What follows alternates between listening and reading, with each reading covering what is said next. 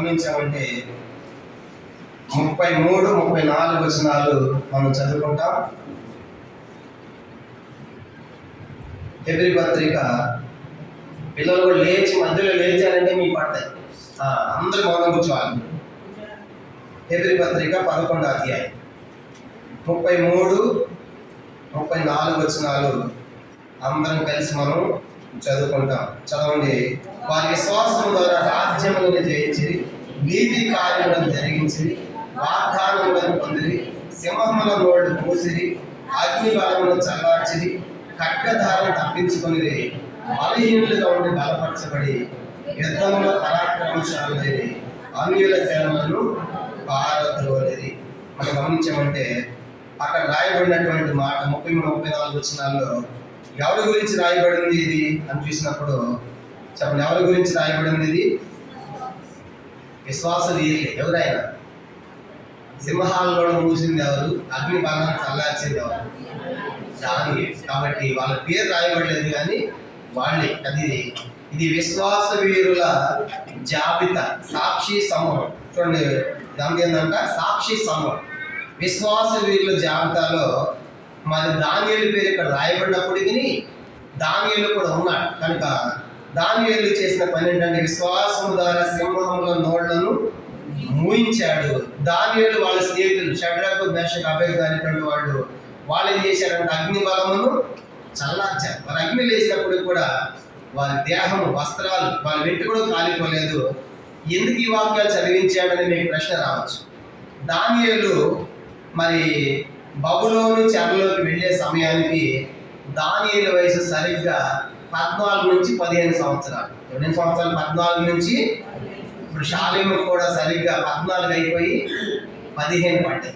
ఒకసారి నిలబడి మీరు తెలియని అవుతుంది ఇక్కడ మీకు. ఎందుకంటే ఈ వయసులో పోయాడు బాబులను ఇక్కడ అందరికీ. ఈయనే కనుక బర్త్డే అయిపోయి పట్టింది. కాబట్టి ఈ వయసులో బబులోను నెబుకద్నెజరు యోధా దేశం నుండి బబులోను దేశం తీసుకెళ్ళాడు. ఈ వయసులో కూర్చోకో, ఈ వయసులో ఉండడం తీసుకొని పోయాడు. ఈ వయసులో ఉన్నప్పుడు దానియేలు ఎట్లా జీవించాడనే సంగతులే, చెరలోకి పోయేటప్పుడు ఎట్లా ఉన్నాడు, ఆ దేశం పోయిన తర్వాత ఎట్లా ఉన్నాడు అనే సంగతులు ఈ రాత్రి మీకు తెలియచేయాలని కోరుతున్నాను. ఎందుకంటే ఈరోజు మరి షాలేము చెప్పాలంటే జన్మదినం ఉంది, తర్వాత బాప్తిసం కూడా తీసుకున్నాడు, తర్వాత 10th క్లాస్ కూడా ఈ సంవత్సరం చదువుతున్నాడు. కనుక సంఘం అంతా కూడా సమకూడారు. కనుక ఇన్ని రకాల కార్యాలు ఉన్నాయి. కాబట్టి ఇలాంటి యవ్వన వయసులో దానియేలు ఎలాగ జీవించాడు? కనుక దానియేలు చెరలో పోయే సమయానికి అతని వయసు 14 లేదా 15 సంవత్సరాల వయసు. అంటే ఇప్పుడు సరిగ్గా మన షాలేమంత వయసులో బబులోను యొక్క దేశానికి నెబుకద్నెజరు తీసుకొని పోయాడు. అక్కడ ఎట్లా జీవించాడు? కనుక ఎలాంటి శోధనలు ఎదుర్కొన్నాడు, ఎలా జీవించాడు, ఎలా గొప్పవాడైన సంగతి రాత్రి మనం ధ్యానం చేయబోతున్నాం. ప్రార్థన. మోకరించండి. పరలోకమందున్న మా తండ్రి, పరిశుద్ధ దేవ, మీ స్తోత్రాలు. ఈ రాత్రి ప్రభా ఇతర పాటల ద్వారా మీ నామాన్ని కనపరుచుకున్నందుకు స్తోత్రాలు. తిరిగి ప్రభా ఈ సమయంలో చదివిన లేఖన భాగాలు తండ్రి దానియేలు మరి 14 లేదా 15 సంవత్సరాల వయసులో తండ్రి మరి యోధా దేశం నుండి చెరపట్టబడిన వారిలో బబులోను దేశం వెళ్ళాడు. తండ్రి ఆ చిన్న వయసులో యవ్వన ప్రాయం 15 అంటే తండ్రి ఆ టైంలో తను మీకోసం దోషం ఎలా జీవించాడో, మరి చిన్న వయసులోనే బాప్తిసం తీసుకున్న తన షాలేము, దాన్ని బట్టి మేము స్తుతిస్తూ ఉన్నాం. కాబట్టి తను కూడా ఎలా జీవించాడు అనే లేఖనాలు దానియేలు జీవితం మాకు ప్రోత్సాహంగా సవాలు చేయమని ప్రార్థిస్తూ ఉన్నాం.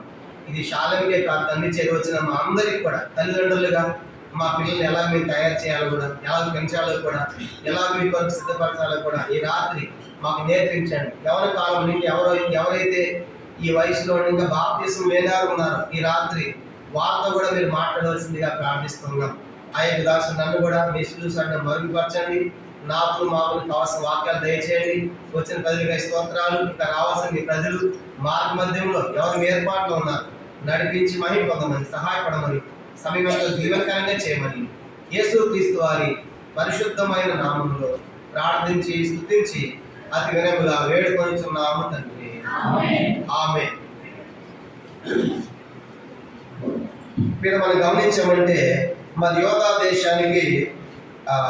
దేశం మీదకి దండయాత్రకు దాడికి వచ్చాడు.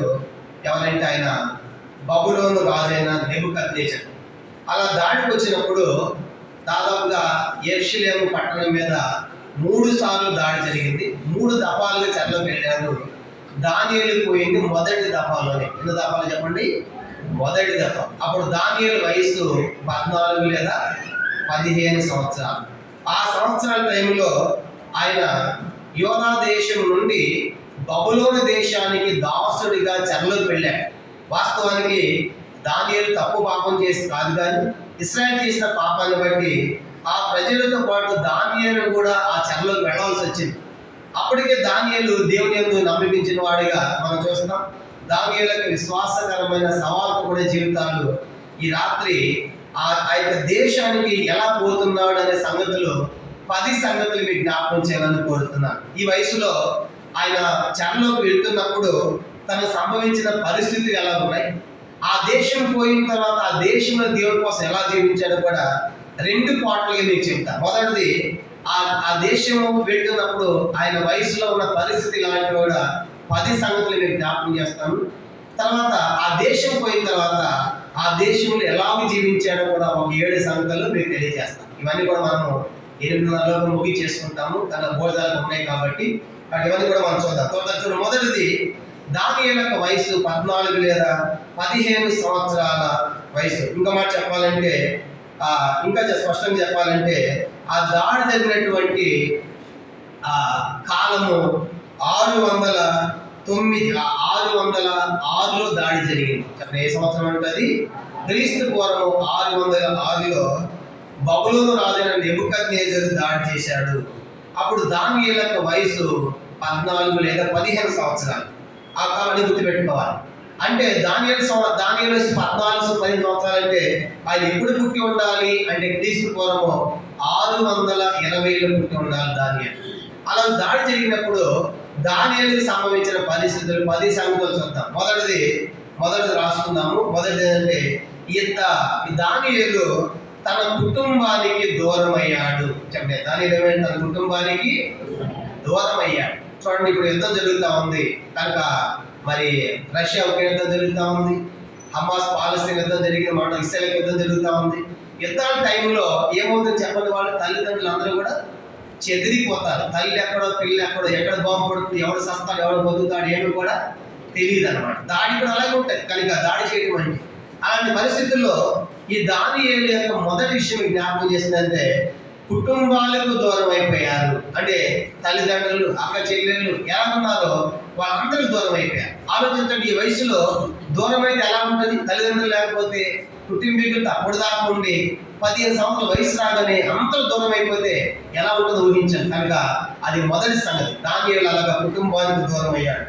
రెండో సంగతి చూసినప్పుడైనా బబులోను దేశానికి వెళ్ళాడు. ఒక దేశము నుండి అంటే ఇశ్రాయేలు యోధా దేశము నుండి బబులోను దేశానికి వెళ్ళాడు. అంటే పరాయి దేశానికి బానిసగా వెళ్ళాడు. కానీ పరాయి దేశానికి గుర్తుపెట్టుకోవాలి. చూడండి, ఇప్పుడు మన దేశం నుండి పాకిస్తాన్, బంగ్లాదేశ్ వేరే దేశాలకు వెళ్ళి ఉండాలంటే ఈ వయసులో ఎలా ఉంటుంది? తనకు తల్లి లేకుండా, తండ్రి లేకుండా, బంధువులు లేకుండా, రక్త సంబంధం లేకుండా పరాయి దేశం నివసించవలసి వచ్చింది. కాబట్టి రెండో సంగతి దానియేలు ఆయన యోధా దేశం నుండి బబులోను దేశానికి వెళ్ళి ఆయన పరాయి దేశంలో నివసించిన వాడిగా మనం కనబడుతున్నాడు. ఇది రెండో సంగతి చూద్దాం. ఇంకో విషయం చెప్పాలి, అక్కడ 2 దాంట్లోనే వెళ్ళేటప్పుడు సజీవంగా పోయాడు, ఇంకా మళ్ళీ బ్రతికి ఆ దేశం రాలేదు. బ్రతికి ఆ దేశానికి రాలేదు, అంటే అక్కడే చనిపోయాడు. కాబట్టి అది ఎలా ఊహించదు. 15 సంవత్సరాల ప్రాయంలో పరాయి దేశంలో కుటుంబీకులు లేకుండా నివసించవలసి వచ్చింది దానియేలుకి. కనుక అది రెండోదిగా మనం రాసుకుందాం. మూడవ సంగతి చూసినప్పుడు మూడవ సంగతి చిన్న వయసు లేదంటే యవ్వన వయసులోనే ఆయన కుటుంబానికి దూరం అయ్యాడు. మూడవ సంగతి ఏం చెప్పండి? యవ్వన ప్రాయంలో చిన్న. అందుకే బైబిల్లో ఆ బాలుల సంగతి అంటాడు. బాలు అంటే చిన్నపిల్లలని అర్థం కాదు. బాలు అంటే అది దాదాపు 14 సంవత్సరాల వయసు ఉంది. యవ్వన కాలంలోనే చిన్న ప్రాయంలోనే కుటుంబాలకు దానియేలు దూరం అయ్యాడు. కుటుంబానికి అనేది మూడో సంగతిగా మనం జ్ఞాపకం పెట్టుకుంటాం. తర్వాత 4వ సంగతి చూసినప్పుడు ఈయన దూరం అయిన తర్వాత అక్కడ ప్రజలు ఎట్లాంటి వాళ్ళంటే అన్యజనులు. ఎలాంటి వాళ్ళు చెప్పిన వాళ్ళంతా కూడా అన్యజనులు. అక్కడ యెహోవా దేవుని సేవించే వాళ్ళు కాదు, వేరే దేవతలు ఉండేవాళ్ళు. కనుక అంటే 4వదిగా పరాయి దేశంలో అన్య జాతుల మధ్య బ్రతకవలసి వచ్చింది. దాన్ని పరాయి దేశంలో అన్య జాతుల మధ్య ఆయన బ్రతకవలసి వచ్చింది. కనుక ఒక దేవుని బిడ్డగా, దేవుని అంగీకరించినటువంటి వ్యక్తిగా మనం చూసినప్పుడు ఆయన పరాయి దేశానికి వెళ్ళి అక్కడ అన్య జాతుల మధ్య బ్రతకవలసి వచ్చింది. ఇప్పుడు అన్ని వింటున్నప్పుడు ఆ ప్లేస్ లో మనం ఉంటే ఎలా ఉంటుందో ఊహించింది ఒకసారి. కనుక అన్ని జనుల మధ్య మనం ఉండాలంటే పరాయి దేశం కనుక మన పిల్లలు హాస్టల్ పెడితేనే పారిపోస్తున్నారు. కనుక వేరే దేశం కాదు, ఇక్కడ హైదరాబాద్ హాస్టల్ పెడితే పారిపోస్తున్నారు. ఇక దేశం పోతే ఉంటారు, ఇక ఉండే అప్పుడే వస్తారు. ఇంకేమైనా మా మమ్మీ లేదు, మా డాడీ లేదు, చూసారా. కానీ ఇప్పుడు అయితే వీళ్ళు అట్లే కాదు, కనుక ఎన్నో సవాళ్ళతో జీవించారు. కాబట్టి ఇంత 14 లేదా 15 సంవత్సరాల వయసులో ఎలా ఉండగలిగారంటే మరి జ్ఞాపకం చేసుకోవాలి. అన్య జాతుల మధ్య దానియేలు బ్రతకవలసి వచ్చింది. అన్య జాతులు అంటే అక్కడ దేవుడు నమ్ముకున్న వాళ్ళే. మనకు తెల్లారేటి చుట్టూ సహవాసమే, అక్క ప్రైజాడు, అన్న ప్రైజాడు, ఏ గల్లీకి వెళ్ళినా ఏ వీధికి వెళ్ళినా ఎంత సహవాసం ఉన్నా, ఎంతమంది దేవుని బిడ్డలు ఉన్నా పొరపాటు చేస్తూ ఉంటాం, తప్పులు చేస్తూనే ఉంటాం. కనుక దానియేలుకి ప్రైజాడు చెప్పడానికి ఎవరు లేరు. అక్కడంతా ఎవరు చెప్పే వాళ్ళంతా అన్ని జనులు. అలాంటి వాళ్ళ మధ్య బతికాడు ఆయన. కాబట్టి ఎంత కష్టం ఊహించండి ఆ వయసు. కాబట్టి యవన ప్రాయం కాబట్టి సహవాసం లేదు, దేవుని బిడ్డల సహవాసం లేకుండా అన్య జనుల మధ్యలో దానిని బతకాల్సి వచ్చింది. అది 5వదిగా 4వదిగా మనం రాస్తుంది. 4 సంగతులు చెప్పి మొదట చెప్పండి, ఆయన కుటుంబానికి దూరం అయ్యాడు 15 సంవత్సరాల వయసులో. తర్వాత 2వది పరాయి దేశంలో బతకవలసి వచ్చింది రాస్తుంది. 3వది యవన ప్రాయం చిన్న వయసు యవనస్తుడిగానే కుటుంబానికి దూరం అయిపోయాడు. 4వదిగా ఆ పరాయి దేశంలో అన్య జాతుల మధ్య బ్రతకవలసి వచ్చింది. 5వ సంగతి ఏంటంటే అన్య జనుల మధ్య ఏమంటే చెప్పండి, శోధనలు ఉంటాయి. అన్య జనుల మధ్య ఏమంటే చెప్పండి, ముగ్గేస్తే ఇంట్లో ఉండంటారు, చూసారా. కాబట్టి అదొక శోధన. వాళ్ళు చెప్పినన్నీ చెయ్యాలి, కిరాయికున్నాడు. ఈ చిన్న చిన్న సంగతులు ముగ్గులు వేసే ఊకే అక్కడ ఉన్న సంగతి ఏం తెలుసా, ఒక పెద్ద ప్రతిమను పెట్టాడు, దానికి ఏం చేయాలి, అందరూ కూడా సాగిల పడాలి. కనుక ఇది చిన్న విషయం కాదు. సాగిల పడకపోతే ఎంత ప్రమాదము, చూసారు. కాబట్టి అంటే అన్య జనుల మధ్య మనకి ఏమంటే చెప్పండి, శోధనలు ఉంటాయి. ఇది తినాలి, అది తాగాలి, అది చేయాలి, ఇది చేయాలంట. ఇవన్నీ కూడా దానియేలు అన్య జనుల మధ్య ఎన్నో శోధనలు ఎదుర్కొన్నాడు. కాబట్టి భయంకరమైన శోధనలు. యేసేపు అలాగే, యేసేపు కూడా ఎలాంటి గొప్ప శోధన అంటే యేసేపు వయసు కూడా ఇప్పుడు ఎంత తెలుసా. ఇప్పుడు నేను చెప్పే సంగతులు అన్ని సేమ్ యోసేపు కూడా పోలిపోతాయి. యేసేపు కూడా చిన్న వయసులో దూరం అయ్యాడు, తల్లిదండ్రులకి గుడ్డలేసి అమ్మేశారు. చిన్న వయసులో దూరం అయిపోయాడు యేసేపు కూడా. తర్వాత యేసేపు ఏ దేశం పోయాడు చెప్పండి, కనాన్ దేశం నుండి ఐగుప్తు దేశం. ఆయన కూడా పరాయి దేశానికి పోయాడు. కనుక ఏ వయసులో 37 అధ్యాయంలో, ఆదికాండం 37 అధ్యాయంలో 17 ఏళ్ల వయసు అప్పుడు దానియేలు వయసు. యోసేపు వయసు ఎంత, 17 సంవత్సరాలు. అంటే దగ్గర వయసు అని కూడా ఆయన కూడా పరాయి దేశం వెళ్ళాడు. యోసేపు కూడా బతికెళ్ళాడు సజీవంగా, ఆయన కూడా రాలేదు. తర్వాత యోసేపు కూడా ఎవరి మధ్య బతికాడు చెప్పండి, ఐగుప్తులో అన్య జనుల మధ్య బతికాడు. ఆయన కూడా తప్పుకోలేదు. తర్వాత మనం గమనించామంటే యోసేపు కూడా ఏమొచ్చాయి చెప్పండి, శోధనలు వచ్చాయి. ఏం శోధన చెప్పండి, యోసేపు వచ్చి శోధన ఏంటి, పోతీఫరు ఇంట్లో ఉన్నాడు, ఆయన భార్య చేసి గ్రంథం కూడా ఇచ్చి పాపం చేయమని శోధించి. కనుక అంటే ఆ 17 సంవత్సరాల యవన ప్రాయంలో యోసేపుకి పాపం చేయడానికి అవకాశము దగ్గరగా వచ్చింది. కనుక పాపం చేయడానికి ఒక నిజంగా పాపం చేస్తే ఎవరు చూడరు, దేవుడు తప్ప. ఎందుకంటే ఆయన ఇంట్లో ఉంటున్నాడు కదా. అలాంటి పాపం చేయడానికి కూడా అవకాశం ఉండే వయసులో పాపం చేయడానికి చాలా సమీపంగా పాపం దగ్గర వచ్చి తీసేది. కానీ అన్నాడు, యేసేపు అన్నాడు, ఎంత దుష్కార్యం చేసి దేవుడి విరోధం నేను ఎలాగో పాపము చేస్తాను. చూసారా. అంటే ఈనాడు యవనస్తులు పాపం కోసం పరిగెడుతున్నారు. మనం ఎందుకు పాపం చేయాలంటే మనకు అవకాశం లేదు కాబట్టి. అలాగే యోసేపు లాగా మనకి పాపం చేసే అవకాశం వస్తే మనం పాపంలో పడిపోతాం, శోధనలో పడిపోతాం, తప్పు చేస్తాం. తను యోసేపు తప్పు చేయలేదు, చూసారా. కానీ ఆ వయసులో అంటే సేమ్ యోసేపు ఏంటో అన్ని జనులు కూడా అంతే. ఇద్దరు వయసు కూడా 2 సంవత్సరాల డిఫరెన్స్. ఇంకా 15 అయితే ఆయనకేమో 17. కాబట్టి అన్య జనుల మధ్య యోసేపు ఏమో పాప సంబంధ శోధన ఎదుర్కొన్నాడు, దానియేలు ఏమో ఆ ప్రతిమ నిలబెట్టాడు రాజు. అందరూ నమస్కారం చేయాలి. నమస్కారం చేయకపోతే ఏం చేస్తాను చెప్పండి, ఆ వేడిమి గల అగ్నిగుండంలో వేస్తారు. ఎంత భయంకరం. కానీ దానియేలు స్నేహితులు వాళ్ళు ఏమన్నారు, మేము ఆ పని చెయ్యం. కానీ రాజా మా దేవుడు రక్షించడానికి సమర్థుడు. ఒకవేళ రక్షించకపోయినా సరే మేము మాత్రము ఆ ప్రతిమ నమస్కారము కాబట్టి యోసేపుకి శోధన, దానియేలుకి శోధన. ఇప్పుడు శోధనలో పడిపోయిన వాళ్ళు శోధన చేయించారా? జయించారు. చెప్పండి, శోధన జయించారు. ఈయన బ్రతుకు మొక్కలేదు, ఆయన పాపము చేయలేదు, శోధన జయించారు. 5. 6వది, శోధనలు వచ్చిన వారి క్యారెక్టర్, వారి వ్యక్తిత్వంలో తప్పిపోలేదు. అంటే ఒక మాట చెప్పాలంటే పవిత్రత కాపాడుకున్నారు. కాబట్టి పాపం శోధన వచ్చినప్పటికి కూడా శోధన తప్పించుకోకుండా 6వదిగా పవిత్రంగా జీవించాడు. యోసేపు కూడా పవిత్రంగా జీవించాడు. కానీ పాపం నుంచి ఇంకా ఆయన దూరం అయిపోయాడు. ఇంకా ఒక మాట చెప్పాలంటే యోసేపు ఏమో పాపము చేయక ఎక్కడికి వెళ్ళి చెప్పండి, పాపం చేయనందుకు చెరసాలకు జైలుకి వెళ్ళాడు.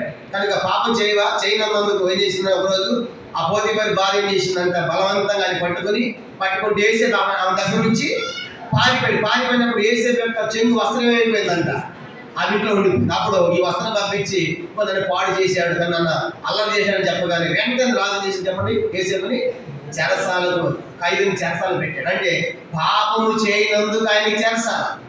దానియేలు సింహం గుహ ఎందుకు? వాటిని మొక్కనందుకు, సేవించినందుకు అగ్నిగుండంలో వారు స్నేహితులు వేయబడ్డారు.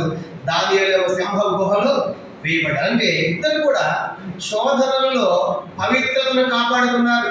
వారి క్యారెక్టర్లో తప్పిపోలేదు కనుక, వారి వ్యక్తిత్వంలో తప్పిపోలేదు కనుక, అది మనం 6వది జ్ఞాపకం చేసుకోవాలి.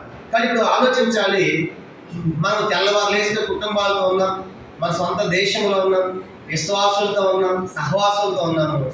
మనం ఎలాగున్నాం? వారి తల్లిదండ్రులు లేకుండా, విశ్వాసం లేకుండా, సంఘం లేకుండా, సహవాసం లేకుండా ఎలా సాధ్యమవుతుంది? ఇది ఎలా జీవించగలుగుతున్నారు? అలాగా యవన ప్రాయంలో కనుక తొందరపడే వయసు కదా, తక్కువ వయసు కదా, ఎలా సాధ్యమవుతుందంటే ఎందుకు వాళ్ళు అలా తప్పిపోలేదు, ఎందుకు వాళ్ళు అలా పడిపోలేదంటే కీర్తన 37 చూడండి. ఎందుకు వాళ్ళు తప్పిపోలేదంటే 37వ కీర్తన 37 చూడండి, 30-31 వచ్చిన ఎందుకు వాళ్ళు తప్పిపోలేదంటే కీర్తన 37-30-31 వచనాలు చదువుతాము. నీతిమంతుల నోరు జ్ఞానమును గురించి వచించును, వారు నాలుగు న్యాయం బట్టి ప్రకటించును. 31 వచ్చిన అందరూ చదవండి. 31 వారి దేవుని ధర్మశాస్త్రము వారి హృదయంలో ఉన్నది, వారి అడుగులు. అందరూ చెప్పండి, దానియేలు యోసేపు ధర్మశాస్త్రం ఎక్కడ ఉందంట? హృదయంలో. మనకి ఎక్కడ ఉంది? మన చేతిలో బైబిల్ కూడా ఉండదు, హృదయంలో చేతిలో బైబిల్ కూడా ఉండదు. ఎక్కడ ఉంది బైబిల్? సెల్ ఫోన్లో ఉంటుంది, తీసుకొస్తా ఉంటారు కొంతమంది. చూసారా ఎంత సిగ్గు చేయటి. మనం కూర్చోవాలి సరిగా, ఏం తినొద్దు. గమనించామంటే ఆ ధర్మశాస్త్రం వాళ్ళు ఎక్కడ ఉందంటే చెప్పండి, హృదయంలో ఉంది. కనుక మన చేతిలోనే ఉండదు బైబిల్, కొంతమంది చేతిలో బైబిలే ఉండదు. ఎంత సిగ్గు చేయడు. ఎందుకు? హృదయంలో ధర్మశాస్త్రం ఉంటే, హృదయంలో ధర్మశాస్త్రం ఏమవుతుంది? వాళ్ళ అడుగులు జానదు. ధర్మశాస్త్రం అంటే ఏంటి? దేవుని యొక్క వాక్యం. కనుక ధర్మశాస్త్రం అన్నా, ఆజ్ఞలన్నా, కట్టడలన్నా, శాస్త్రాలన్నా, న్యాయ విధులన్నా అంతా ఒకటి. ఎప్పుడైతే దేవుని వాక్యం మన హృదయంలో ఉంటుందో మనం ఏం చేయము? కీర్తన 119వ కీర్తన. అందుకే వాళ్ళు అలా పాపం చేయకుండా బతికారు.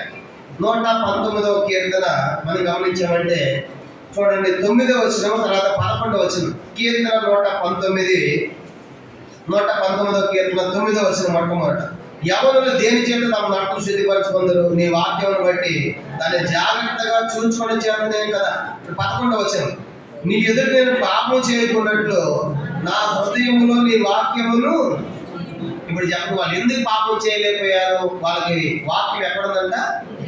హృదయంలో. అమ్మ దేవుడు చూస్తా ఉన్నాడు అని వాళ్ళ హృదయంలో ధర్మశాస్త్రం ఉంది, హృదయంలో వాక్యం ఉంది. అందుకే దానియేలు కానీ యేసేపు కానీ పాపం చేయలేకపోయారు. కాబట్టి అందుకే యవన కాలంలోనే వాళ్ళు పాపం చేయకుండా తప్పిపోకుండా ఏం చేయాలి? వాళ్ళకి చిన్న వయసులోనే ఏం చేయాలి? వాళ్ళకి దేవుని యొక్క వాక్యము నేర్పించాలి. తిమోతి మనం చదువుతాం, 2 తిమోతి చూస్తాం 3వ అధ్యాయంలో, బాల్యము ఎందే లేఖనములు బాగా తిమోతికి తెలుసు అంట. చిన్న వయసులో చెప్పింది. కాబట్టి ఇప్పుడు చిన్న వయసులోనే వాక్యం ఉన్నప్పుడు వారు ఎవరి ప్రయాణం వచ్చిన వారు తప్పిపోరు.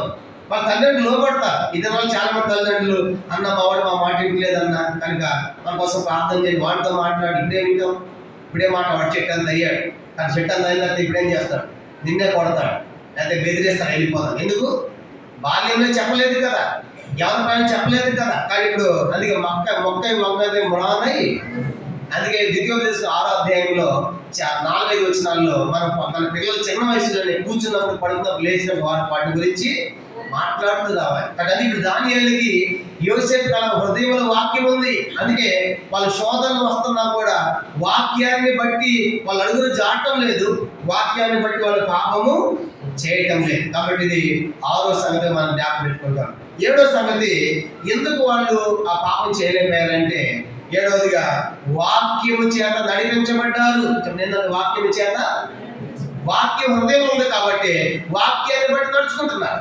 కానీ వాక్యాన్ని బట్టి నడుచుకునేవాడు పాపము తప్పు చెయ్యడు. కాబట్టి కానీ వాక్యం పక్కన పెడితేనే, కొన్నిసార్లు అంటాం కదా, నేను బైబిల్ పక్కన పెడితే నేను సంఘాలు చదువుతా అంటారు. అంటే బైబిల్ లేకపోతే వాక్యాలు ఏమైనా చేయొచ్చు. కానీ బైబిల్ ఏం చెప్పి మనం ఒక చెంప కొడితే 2 చెంపలు చూపించింది. అందుకే బైబిల్ పట్టుకున్న వాడి కత్తి పట్టుకోడు. కానీ చూసారా, కాబట్టి అందుకే బైబిల్ పట్టుకున్న వాడు చంపుతున్నా సరే ఎందుకు ప్రాణాలు పెడుతున్నారు? ప్రభువుకి ఏం చెప్పాడు? వాళ్ళందరినీ క్షమించమన్నాడు. చూసారా, ప్రభు చేశారు ఆ పని. తండ్రికి ఏమేమి చేసిన వీరిని క్షమించమన్నాడు. కానీ అందుకే ఇప్పుడు దానియేలు కానీ యోసేపు కానీ ఎందుకు తప్పిపోలేదు ఆ యవన కాలం అంటే వాళ్ళ హృదయంలో వాక్యం అంటే 7వదిగా వాక్యము చేత నడిపించబడ్డారు. వాక్యము చేత నడిపించబడ్డారు. ఇది 7వది. 8వ సంగతి ఏంటంటే ఇద్దరు కూడా రాజులకి ఏం చెప్పారు చెప్పండి? కలల భావం చెప్పారు. ఇద్దరు, యోసేపు కలభావం చెప్పాడు, దానియేలు కూడా కలభావం చెప్పాడు. యోసేపుకి దానియేలు టైంలో కళ వచ్చిన తర్వాత రాజు పిలిచాడు. అక్కడ ఉన్నటువంటి జ్యోతిష్కులను, మాంత్రికులను, కనుక సభాలను పిలిచి సంస్థలో ఉన్నటువంటి వారిని, నాకు రాత్రి కళ వచ్చింది, మీరు కళ చెప్పాలి, కలభావం కూడా చెప్పాలి. అప్పుడు వాళ్ళు ఏమన్నా తెలుసా? రాజు నువ్వు కళ చెప్తే కలభావం చెప్తాను, కానీ నువ్వు మర్చిపోయిన కళ మాకేం తెలుస్తుంది, ఇది ఎవడు చెప్పలేడు అన్నాడు. మీ తమాషా చేస్తున్నారా, మొత్తాన్ని చంపేడు నాకు ఇచ్చాడు రాజు. అప్పుడు అంటాడు దానియేలు వెళ్ళి ఆ అభియోగ వ్యక్తి, అయ్యా కొంచెం మాకు టైం ఇవ్వండి, మేము దీని గురించి ప్రార్థన చేస్తాం అన్నప్పుడు టైం తీసుకున్న తర్వాత దానియేలు వాళ్ళ స్నేహితులు ఏం చేస్తారు? దేవునికి ప్రార్థన చేస్తారు. అప్పుడు దానియేలుకి ఈ 2వ అధ్యాయంలో రాయబడింది. దాని టైం లేక నేను చూపించట్లా, తెలిసిన విషయాలే. అప్పుడు దానియేలుకు ఆ కళ, దాని యొక్క భావం, మర్మాలు దానియేలుకు బయలుపరచబడతాయి. ఎప్పుడైతే దానియేలుకి కళల భావం బయలుపరచబడిందో దానియేలు వచ్చిన తర్వాత నేను చెప్తానన్నాడు. మొట్టమొదటి కళ చెప్పాడు, కళ అర్థం ఏంటో కూడా చెప్పాడు. అప్పుడు వెంటనే రాజు చేసే పని ఏం తెలుసా? దానియేలుకి సాష్టాంగ నమస్కారం చేసి దానియేలు పూజించి దానియేలు రాజ్యంలో ఒక ఉన్నతమైన స్థానంలో పెట్టాడు. కనుక దానియేలు కారణం ఏంటంటే ఇప్పుడు దానియేలుకు కళభావం ఎవరు చెప్పారు చెప్పండి? చూసారా, దేవుడు ఎలా చెప్పగలిగాడు? వాళ్ళ హృదయంలో ఏముంది? వాక్యం దేవునితో సంబంధం ఉన్నారు. అందుకే దేవుడితో ఉన్నారు కాబట్టి దేవుడే బయలుపరిచాడు. యోసేపు కూడా అంతే. యోసేపు కూడా సేమ్ ఇలాగే కళ చెప్పిన తర్వాత యోసేపు కూడా అన్నాడు. ఆ పొలం తర్వాత నెక్స్ట్ పని ఏమో చెప్పండి? యోసేపే. కానీ అంతగా ఇచ్చాడు. కారణం ఏంటంటే ఇద్దరు కళలు చెప్పారు. ఇద్దరు కూడా కళలు చెప్పారు. ఇది 8వదిగా రాస్తుంది. ఇద్దరు కళలు చెప్పారు. 9వ సంగతి ఏంటంటే 9వది, ఇద్దరు కూడా రాజులకు స్నేహితులయ్యారు. కళ చెప్పిన తర్వాత ఆయన్ని కనపరిచాడు యోసేపుని, ఇక్కడ దానియేలు కూడా గణపరిచారు. కళ చెప్పడం ద్వారా అరే నా రాత్రి ఎవడో చెప్పలేకపోయాడే, ఎలా చెప్పగలిగారని చెప్పేసి దానియేలు దేవుడే దేవుడు, యోసేపు దేవుడే దేవుడు అన్నట్టు ఏం చేశారంటే ఇద్దరు కూడా రాజ్యంలో పై స్థానాన్ని తీసుకొచ్చారు. వీళ్ళిద్దరు తెలుసా? దాసులుగా వెళ్ళిన వారు. వాళ్ళంతా ఎవరు చెప్పండి? చెరపట్ట వారు దాసులుగా పోయిన రాజ్యానికి రాజుకి ఏమయ్యారు? స్నేహితులయ్యారు. రాజు దగ్గరగా అయిపోయారు. అంటే మన భాష చెప్పాలంటే మన ప్రధానమంత్రికి సమీపంగా అయిపోయారు. ఇప్పుడు ఆయనే కదా రాజు శాంతి ఉంది. ఆయన సమీపం అవ్వాలంటే చిన్న విషయం ఏదేమన్నా, ఒక దాసుడు రాజు ఎలాగూ సమీపం కాగలుగుతాడు అంటే వాళ్ళు నమ్మకం ఉన్నారు దేవునికి. అందుకే సామెతల గ్రంథం 28వ అధ్యాయం 20వ వచనంలో రాయబడింది, నమ్మకమైన వారికి దీవెనలు మెండుగా కలిగి. కానీ నమ్మకం ఉన్నారు, దేవుని కోసం నమ్మకం జీవించారు కాబట్టి వాళ్ళు రాజు యొక్క కలభావం చెప్పగలిగారు. తర్వాత ఎందుకు రాజు స్నేహితులయ్యారు తెలుసా? సామెతల గ్రంథం 22వ అధ్యాయం, సామెతలు 22వ అధ్యాయం 11వ వచనం. సామెతల గ్రంథం 22వ అధ్యాయము 11వ వచనం అందరూ కలిసి, సామెతలు 22:11 అందరూ కలిసి చదవండి. హృదయ శుద్ధిని ప్రేమించచ్చు దయగల మాట పలుకు వారికి రాజు స్నేహితుడు అవ్వాలంటే ఏ శుద్ధి ఉండాలంట?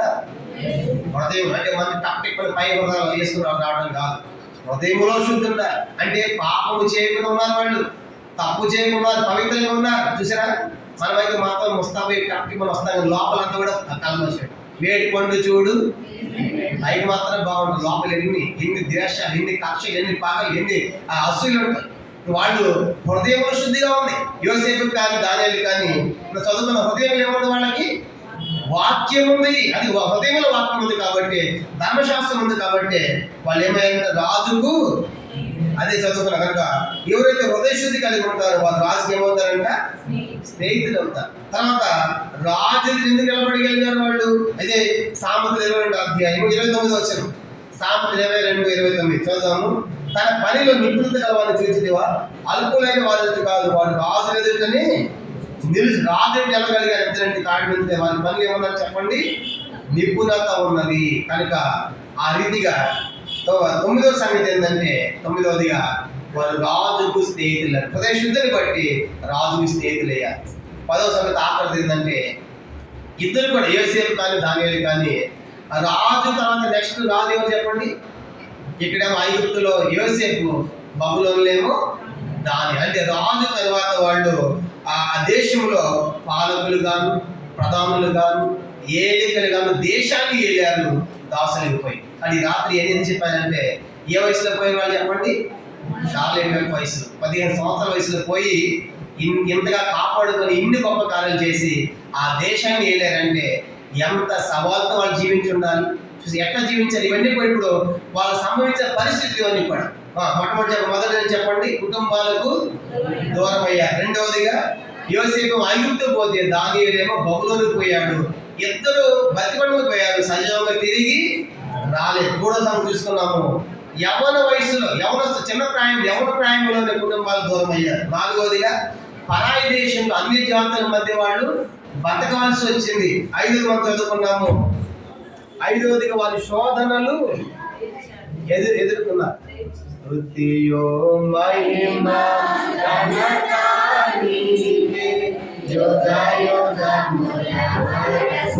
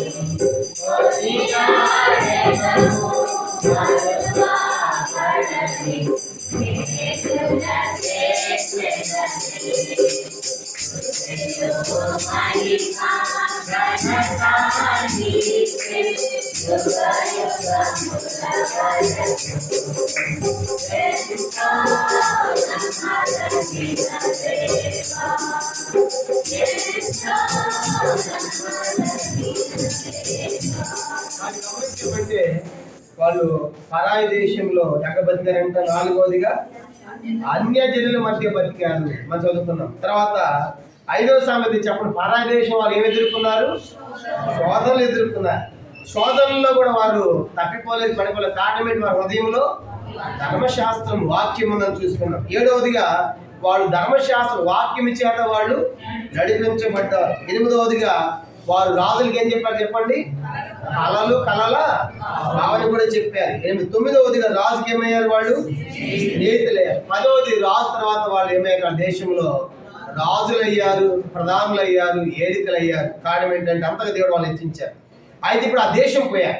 ఆ దేశం పోయి ఎలా జీవించారో కూడా త్వరగా ఒక 5-10 నిమిషాల్లో 7 సంవత్సరాలు చదువు. దానియేలు గ్రంథం నేను చెప్పేవన్నీ కూడా మొదటి అధ్యాయంలోనే ఉంటాయి. నేనే చదువుతాను, కరెంట్ లేదు కాబట్టి.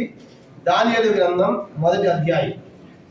ఆ దేశంలో వారు ఎట్లా జీవించారంటే ఒక 7 సంగతులు మీకు జ్ఞాపకం చేస్తాను. వాటి ద్వారా వాళ్ళకి వచ్చిన ఆశీర్వాదాలు కూడా మనం చదువుకుని మనము ఆ వాక్యాన్ని ముగిస్తాం. దానియేలు గ్రంథం 1వ అధ్యాయము 3-4 వచనాలు కలిసి నేను చదువుతాను. దానియేలు గ్రంథం 1వ అధ్యాయం 3-4 వచనాలు. రాజు అశ్వషగు అనే నపుంసక అధిపతిని పిలిపించి అతనికి ఇలాగ ఆజ్ఞాపించాను, ఇశ్రాయేలు రాజవంశములలో ముఖ్యులై లోపము లేని సౌందర్యమును సకల విద్యా ప్రవేశయు జ్ఞానమును కలిగి తత్వజ్ఞానం తెలిసిన వారై రాజనగరంలో కొందరి పోలను రప్పించి కల్దీల విద్యను భాషను వారికి నేర్పుము. కనుక ఇశ్రాయేల్ రాజవంశములలో అంటే చెప్పండి, ఇశ్రాయేల్ రాజవంశాలు చాలా మంది ఉన్నారు.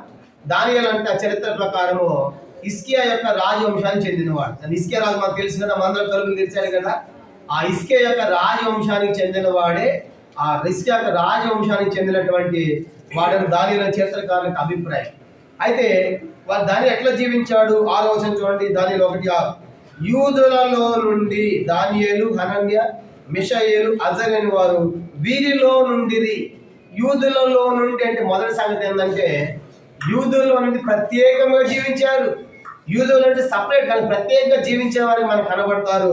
ఇది మొదటి సంగతి. దేవుని కోసము యూదులలో చాలా మంది ఉన్నారు కనుక రాజవంశాలు చాలా మంది ఉన్నారు, తర్వాత యూదులు చాలా మంది ఉన్నారు. వాళ్ళందరిలో నుండి యూదులలో నుండి తీసుకొని పడ్డారంటే ఇది మొదటి సంగతి మనకి ఏం జ్ఞాపకం చేయబడుతుందంటే వాళ్ళు ప్రత్యేకంగా జీవించిన వారు. వాళ్ళు ఎట్లా జీవించారంట? అందుకే కొరింథీ పత్రిక 6వ అధ్యాయం 14-18 వచనాలు రాయబడింది. ఏమని రాయబడుతుందంటే అక్కడ విశ్వాస అవిశ్వాసకి పాలు ఎక్కడది అని చెప్పి రాయబడుతూ మీరు వారి మధ్య నుండి బయలువెళ్ళి ప్రత్యేకంగా ఉండి అప్పుడు నేను మీకు తండ్రి అంట, మీరు నా కుమారులను సెలవిస్తుంటారు. కానీ దానియేలు వారి స్నేహితులు ఆ 15 సంవత్సరాల వయసులో యోధా దేశం నుండి బబులోను దేశం పోయి యూదులలో నుండి అంటే వాళ్ళు ప్రత్యేకంగా జీవించారు. కాబట్టి యవన కాలంలో ఈ వయసులో వాళ్ళు ప్రత్యేకంగా జీవించడం మనం చూస్తాం. ఇది మొదటి సంగతి. రెండవది దానియేలు అంటే రెండవ సంగతి మనం చూద్దాం. దానియేలు అంటే అర్థం ఏంటంటే దేవుడే నా తీర్పరి, లేదంటే దేవుడు నా న్యాయాధిపతి అని అర్థం. రెండో దానియేలు అంటే అర్థం ఏంటి? దేవుడు నా న్యాయాధిపతి అంటే దానియేలుకు తన దేవుడు ఎవరు తెలుసు కనుక ఎరిగాడు. కనుక దానియేలుకి ఆ వయసులో తన దేవుడు ఎవరు తెలుసు. అందుకే దానియేలు 11:32 ఏమని రాయబడింది? తమ దేవుని ఎరుగువారు బలము కలిగి గొప్ప కార్యములు. దానియేలు గొప్ప కార్యం ఎలా చేయగలిగాడు? సింహాలను ఎలా మూయగలిగారు? అగ్నిగుండంలో ఎలాగ వాళ్ళు కాలిపోకుండా తప్పించబడ్డారంటే వాళ్ళు దేవుని ఎరిగిన వారు. ఏం చేశారంటే వాళ్ళు దేవుని ఏ వయసు ఎరిగాడు? దానియేలు దేవుడిని 15 సంవత్సరాల్లోపు ఎరిగేశాడు. ఈ దినాలకి పెద్ద వయసు అనేది దేవుని తెలుసుకోవాలి చాలా మంది. కనుక ఆ దేవుడు ఎవరు, ఆయన సంగతి ఏంటి తెలుసుకోలేదు. కాబట్టి ఈ రాత్రి ఆ దేవుడే తెలుసుకోవాలి. కాబట్టి ఆ సృష్టికర్త తెలుసుకోవాలి. కానీ దానియేలు ఆ వయసుకే దేవుడిని తెలుసుకున్నాడు మనకు కనబడతాడు, ఎదిగాడు. అందుకే దేవుడు నా తీర్పరి, దేవుడు నా న్యాయాధిపతి అని దానియేలు జీవించిన వాడు మనకు కనబడతాడు. రెండోది. మూడో సంగతి చూడండి. దానియేలు గ్రంథం 1వ అధ్యాయం 10వ వచనం. దానియేలు 1:10. మీకు అన్నపానములు నియమించిన రాజుకు నా యజమానుకు నేను భయపడుచున్నాను. ఈ మాట ఎవరు చెప్తున్నారంటే దానియేలుకి ఏం చేశాడంటే రాజు ఒక ఆజ్ఞ చేశాడు అప్పటి పని వాళ్ళకి. మీరు ఏం చేయాలంటే రాజు దగ్గర నుంచేటువంటి భోజనం అంతా మీరు తీసుకుని ఎవరికి పెట్టాలి చెప్పండి? దానియేలు వాడుతున్న స్నేహితులకి ఏ భోజనం అంట? రాజుగారి భోజనం పెట్టమన్నారు. ఇప్పుడు ఏ భోజనం అంటదంట? రాజుగారి భోజనం ఎవరు వద్దంటారా? రాజుగారి భోజనం ఎట్లా ఉంటుంది? ఎంత గొప్ప ఎందుకు ఉంటుంది? సామాన్యమైన రాజుగారి భోజనం కాదు అది. అయితే రాజుగారి భోజనం వీళ్ళు వద్దన్నారు. ఎందుకు చెప్పండి? ఎందుకు వద్దన్నారు? మొట్టమొదటి రాజుగారి దగ్గర రాకముందు ఎక్కడికి వెళ్ళింది? ఆ పతిమ దగ్గరికి వెళ్ళింది. పతిమ దగ్గరికి వెళ్ళిన తర్వాత ఆ కార్యక్రమం దగ్గర తీసుకొచ్చి పెట్టాలి. ఆ సంగతి ఎవరికి తెలుసు? వాళ్ళకి తెలుసు. అందుకే వాళ్ళు ఏమన్నారంటే మాకు ప్లీజ్ రాజు భోజనము మాకు వద్దు, మాకేం కావాలంటే శాఖ ధాన్యాలు కావాలి, కూరగాయలు కావాలన్నారు. ఏమన్నా మటన్ బిర్యానీ వద్దు, మాకు పప్పు కాలం చేయొద్దండి, జబ్బులుంటే తప్ప. అంటే అప్పుడు జబ్బుంటే మాత్రం అది వద్దండి. అంటే తలంపు ఏంటంటే చెప్పండి వాళ్ళకి అలాంటిది. ఇప్పుడు ఆ భోజనం మాకు వద్దంటా ఉంటే అక్కడ పనివాడు అంటున్నాడు, పనిచేసేవాడు, అయ్యా నేను నా యజమానికి నేను భయపడుతున్నా. మీరు రాజమోదిని మంచి పుష్టిగా బలంగా ఉంటే మరి బాగుంటది, కానీ నువ్వు కనుక సన్నగా బక్షిక్కిపోయావనుకో, ఏమరా మీరు భోజనం పెట్టలేదు అన్నారు అనుకోండి, నా ఉద్యోగము పోతుంది. కాబట్టి నాకు ప్రమాదం. కాబట్టి మీరు తినాల్సిందంటే ప్లీజ్ వద్దొద్దు, మాకు ఎన్ని తినాలు 10 రోజులు మమ్మల్ని చూడండి. ఈ 10 రోజుల్లో మేము భక్షిక్కిపోయినట్టుగా ఉంటే మీరు చెప్పినట్టుగా మేము అది తింటాము, లేదంటే మాకు శాఖధాన్యమే ఇవ్వండి అని చెప్పారు. అంటే ఇక్కడ అర్థం ఏంటంటే ఇక్కడ 4వ సంగతి మీకు 3వ సంగతి ఏం జ్ఞాపకం చేస్తానంటే ఈయనేమో చెప్పండి ఈ యొక్క పనివాడేమో రాజుకు భయపడుతున్నాడు. నువ్వు తినకపోతే అందుకే ఏమన్నాడు 10లో, నేను నా యజమానునికి ఎందుకు భయపడ్డాడు? ఆ ఆహారానికి వాళ్ళు పెట్టకపోతే వీని ఉద్యోగం పోయింది అని వీరంటే. ఇప్పుడు దానియేలు ఎవరికి భయపడుతున్నాడు? దానియేలు ఎవరికి భయపడ్డాడు? రాజుకి భయపడలా. మేము మా దేవునికి భయపడుతున్నాము, మా సృష్టికర్త భయపడుతున్నాము, కానీ అది తినకూడదు మేము అని చెప్పేసి దానియేలు దేవునికి భయపడిన వాడిని మనం చూస్తాం, దానికి భయపడినవాడు. అందుకే మత్తయి సువార్త 10:28 రాయబడింది, ఆ మనుషుల ప్రభు చెప్పాడు కదా, దేహమును చంపు వారికి భయపడకూడదు కానీ ఆత్మను దేహం నరకం నశింపజేయగల మిక్కిలి భయపడి అంటాడు. కాబట్టి మనకి ఏం జ్ఞాపకం చేయబడుతుందంటే దానియేలు దేవునికి భయపడిన వాడు, కానీ అందుకే ఆహారం తినలేదు. ఇది 3వ సంగతిగా మనకు జ్ఞాపకం చేయబడుతుంది. కానీ ఇప్పుడు 3 విషయాలు చెప్పి మొదటిది ఏంటి? యూదుల్లో నుంచి బబులోను దేశం ప్రత్యేకంగా జీవించిన వారు. రెండవదిగా దేవుడు ఎవరో ఎరిగి వాళ్ళు తెలుసుకున్న వారిగా జీవించిన వారు. మూడవది దానియేలు దేవునికి భయపడిన వాడు మనకు కనబడతాడు. మూడవది. 4వ చూడండి, 4వది 8వ వచనం. దానియేలు గ్రంథం 1:8. రాజు భుజించి భోజనమును పానం చేయి ద్రాక్షరసను పుచ్చుకొని తను అపవిత్రపరచుకొనకూడదని దానిని ఉద్దేశించి తన అపవిత్ర కాకున్నట్లు వాటిని పుచ్చుకొనకుండా సెలవమని నపుంసకుల అధిపతిని వేడుకొనగా అని మనం చూస్తాం. ఇప్పుడు దానియేలు ఆహారం తింటే నేను అపవిత్రమైపోతాను అనుకున్నాడు. చెప్పండి, ఏ ఆహారం అది? రాజుగారి ఆహారం అపవిత్రం అవుతుందని అక్కడ ప్రతిమ దగ్గర పెట్టిన ఆహారం నాకు అపవిత్రం. దానికి ఎట్లా తెలుసు? లేవియా కాండం 11వ అధ్యాయం 45-46 వచనాల్లో ఈ మాట రాయబడింది. దానియేలు గ్రంథము 11 లేవియా కాండం 11వ అధ్యాయము 45-46 వచనాలు. నేను మీకు దేవుడినై ఉండుటకు ఐగుప్తు దేశంలో మీరు రప్పించిన యెహోవాను నేను పరిశుద్ధులను కనుక మీరు పరిశుద్ధులు కావాలను. అపవిత్రమైన దానికిని పవిత్రమైన దానికిని తినునట్లు జంతువులకును తినదగిన జంతువులను భేదము చేయనట్లు అని చూస్తాం. 46వ వచనంలో ఏముందంటే తినేటువంటి జంతువులు ఉన్నాయి, తినని జంతువులు కూడా ఉన్నాయి. ఇంకా 11 లేవియా కాండం 11వ అధ్యాయం చూడండి, మొదటి 4 వచనాలు రాయబడింది. లేవియా కాండం 11వ అధ్యాయం. మరి యెహోవా మోషే అహరోనుకు ఇలా సెలవిచ్చెను, మీరు ఇశ్రాయేలు దేశంలో భూమి మీద ఉన్న జీవులన్నిటిలోనూ మీరు ఈ జీవులను మాత్రము తినవచ్చు, ఈ జీవులు మాత్రమే మీరు తినవచ్చు అని మనం చూస్తాం. అంటే 11వ అధ్యాయంలో అందరూ చూడాలి. దానియేలు లేవియా కాండం 11వ అధ్యాయంలో తినే వస్తువులు ఉన్నాయి, తినకుండా వస్తువులు ఉన్నాయి. అంటే ఇప్పుడు ఏవి తినొచ్చో ఏవి తినకూడదు సంగతి దానియేలు వాళ్ళకి ఎట్లా తెలిసింది అంటే వాళ్ళకి ధర్మశాస్త్రము లేఖనాలు బాగా వాళ్ళకి తెలుసు కాబట్టి. చూసారా? అంటే ఆ ధర్మశాస్త్రం లేఖలు ఎప్పుడైతే ఎరుగుతారో చదివారు కాబట్టి ఇది చేయకూడదు, ఇది తినకూడదు అని వాళ్ళు జీవించేవారు. కాబట్టి మనకి ఏమర్థమవుతుంది? 4వదిగా దానియేలు వారి స్నేహితులు లేఖనాలు ఎరిగిన వారు. ఎరిగారంటే వాళ్ళు లేఖనాలు ఎరిగిన వారు, అంటే దేవుని యొక్క వాక్యాన్ని తెలుసుకున్నవారు. అందుకే మనం బైబిల్ చదవం కాబట్టి అన్ని తింటానే ఉంటాం. కిళ్ళి తింటారు, గుట్కాలు తింటారు, తిని లాస్ట్ అన్నీ కూడా ఆ బొగ్గురు అతల పడిపోయింది కనుక, కిడ్నీ పోయింది, లివర్ పోయింది కనుక తినకూడదు అన్ని తింటూ ఉంటాం. డాక్టర్ చెప్తాడు తినకూడదు ఏంటి అని చెప్పండి, ఈ తినకూడదు ఉండలేము సార్ అంట, నీకు ఆపరం చేయకుండా ఉండలేము సార్ వాడు అంట. చూసారా? అంటే బైబిల్లో మనకి ఎంతో స్పష్టంగా మన పిల్లలకు కూడా ఏమి పెట్టాలో ఏమి పెట్టకూడదు కూడా రాసి పెట్టాడు, ఏమి తినాలి ఏమి తినకూడదు. అంటే ఇప్పుడు దానియేలు ఎట్లా తెలుసు అంటే, ఎలా తెలిసింది తినకూడదని అంటే వాళ్ళకు లేఖనాలు తెలుసు, ధర్మశాస్త్రం తెలుసు. ఎప్పుడైతే దేవుని వాక్యం మనం ప్రేమించాలి చదివాలనుకుంటామో ఏమి తినాలో ఏమి తినకూడదనే సంగతులు మనం బాగుగా ఎరిగిన వారిగా మనం జీవిస్తాం. ఇది 4వ సంగతిగా మనం జ్ఞాపకం చేసుకుంటాం. ఇప్పుడు 4 విషయాలు చెప్పి దాని గురించి. మొదటిది దానియేలు వారి స్నేహితులు ప్రత్యేకంగా జీవించిన వారు. యూదులలో నుండి చాలా మంది ఉన్నారు కనుక వాళ్ళని సపరేట్గా జీవించారు. రెండోది చెప్పండి, తమ దేవుడు ఎవరో ఎరిగి వేరే దేశం పోయినా వేరే ప్రాంతం పోయినా అనుజుల మధ్య ఉన్నప్పుడు కూడా నా దేవుడు యెహోవాని, నా దేవుడు తీర్పున న్యాయాధిపతిని ఎరిగి జీవించారు, గొప్ప కార్యాలు చేశారు. మూడవదిగా అక్కడ ఉన్నటువంటి పనివాడేమో రాజుకు భయపడితే దానికి ఎందుకు భయపడ్డాడు చెప్పండి? నేను దేవునికి భయపడినాడు కాబట్టి ఈ ఆహారం ఏం తినము అన్నాడు. నాలుగవదిగా ఈ ఆహారం తింటే అపవిత్రం ఎట్లా తెలుసు దానియేలుకి అంటే, దానియేలు లేఖనములను ఎరిగినవాడు, బైబిల్ తెలుసు కాబట్టి, వాక్యం తెలుసు కాబట్టి దీని ప్రకారం ఈ యొక్క ప్రతిమ దగ్గర ఆహారం తినకూడదనే సంగతి దానియేలు తెలిసింది. లేఖనాలు ఎరిగినవాడు మనం చూస్తాం. ఐదవది ఇప్పుడు ఏం చేస్తారు చూడండి, దానియేలు గ్రంథం మొదటి అధ్యాయం 5వ సంగతి. వాళ్ళు ఏం చేస్తున్నారంట, దానియేలు గ్రంథము అలాగా లేఖ కలిగిన ఎరిగి ఏం చేస్తున్నారంటే వేడుకుంటున్నారు. దానియేలు గ్రంథం మొదటి అధ్యాయము చూడండి, మనం గమనించామంటే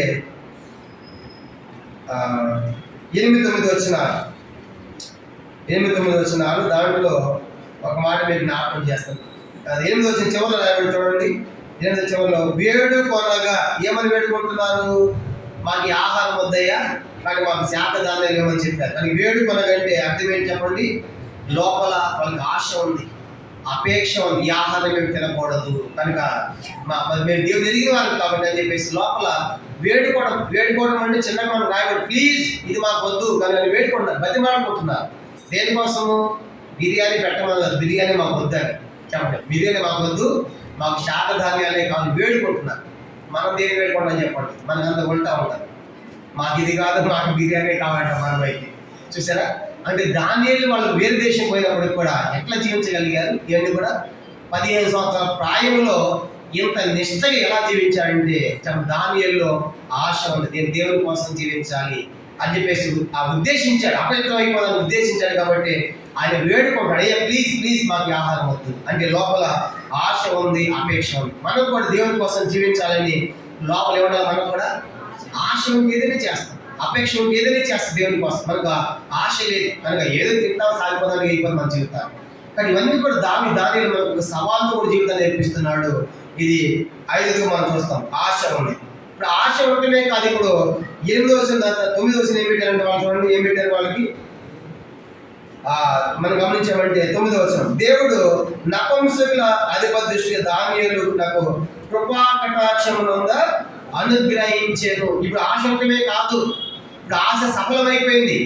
చెప్పిన తర్వాత దేవుడు అతను దయ పుట్టించాడు, ఇక మీకు రేపటి నుంచి రాజు భోజనం పెట్టాం, మీకు ఏ ఆహారం పెడతాము, శాఖ దాన్ని పెడతాం. అర్థం ఏంటి అంటే వాళ్ళ లోపల పట్టుదల ఏమని చెప్పండి, దానిలో వాళ్ళ లోపల పట్టుదల, ఆశ ఉంటే కాదు. కొన్నిసార్లు మనకు ఆశ ఉంది, మనం చేయలేకపోయింది వదిలేస్తాం, కానీ అలా చేయడం కాదు. దానిలో వాళ్ళ లోపల పట్టుదల మనం చూస్తాం. కనుక ఆశ వేరే, ఆ నిశ్చయం వేరే, దృఢమైన తీర్మానం వేరే. మా తీర్మానము మారదు, మా ఉద్దేశం మారదు అని వాళ్ళు పట్టుదలతో ఉన్నారు. కాబట్టి ఇప్పుడు ఏం చేశారంటే ఆహారాన్ని వాళ్ళు రిజెక్ట్ చేశారు, నిరాకరించారు. ఇది 6వ సంగతిగా మనం చూద్దాం. 6వ సంగతి మీకు జ్ఞాపకం చేస్తున్నాను. కాబట్టి వేడుకున్నారంటే ప్లీజ్ అని వేడుకోవడం అంటే వాళ్ళ లోపల అపేక్ష ఉంది, ఆశ ఉంది, దేవుని కోసం జీవించాలని. తర్వాత 6వ మనం చూస్తాము, పట్టుదలతో సాధించారు. నువ్వు వాళ్ళకి ఏ ఆహారం పెడతారు చెప్పండి, వాళ్ళు రోజు కూడా శాకాహారం ఇవ్వబడుతుంది. కనుక అయితే శాకాహారం ఇవ్వబడుతుంది. 10 రోజుల తర్వాత పరీక్షిస్తూ ఉంటే వ్యత్యాసం ఎక్కడ పడింది, రోజు రాజుగారి భోజనం తినేవారి ముఖాల కంటే ఈ శాఖదానం తినేవారి ముఖాలు ఎట్లా ఉన్నాయంట, కళగాను ప్రకాశించాయి. కానీ ప్రకాశించిన ఆశ్చర్యపోయారు. కాబట్టి 7వ సంగతి మీకేం చెప్పాలనుకుంటానంటే, ఇప్పుడు దానియేలు వయసు అంతా చెప్పండి, 15 సంవత్సరాలు. ఇప్పుడు షాలేం వయసు కూడా 15 సంవత్సరాలు.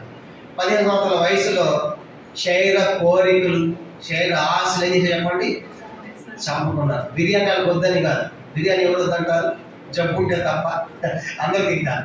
అంటే వాళ్ళకి ఎందుకు వద్దన్నారు చెప్పండి, మరేం చంపుకున్నారు, తమ శరీర కోరికలు, శరీర ఆశలు చంపుకున్నారు. ఎవరి కోసము, దేవుని కోసం. చూసారా, కాబట్టి మాకు దేవుని ముఖ్యం. అంటే దేవుని కోసము ఆ యొక్క యవన ప్రాయంలో తినే వయసు కదా, కనుక మంచిగా తిని పడినంటే తినే వయసులో మాకు ఆహారం వద్దన్నారంటే ఏం చంపుకోవాలి, శరీరాన్ని చంపుకున్నారు. శరీర కోరికలు, శరీర ఆశలు, శరీర ఇచ్చలు ఆ వయసులో 15 వయసు చంపుకోవడం అంటే చిన్న విషయం కాదు.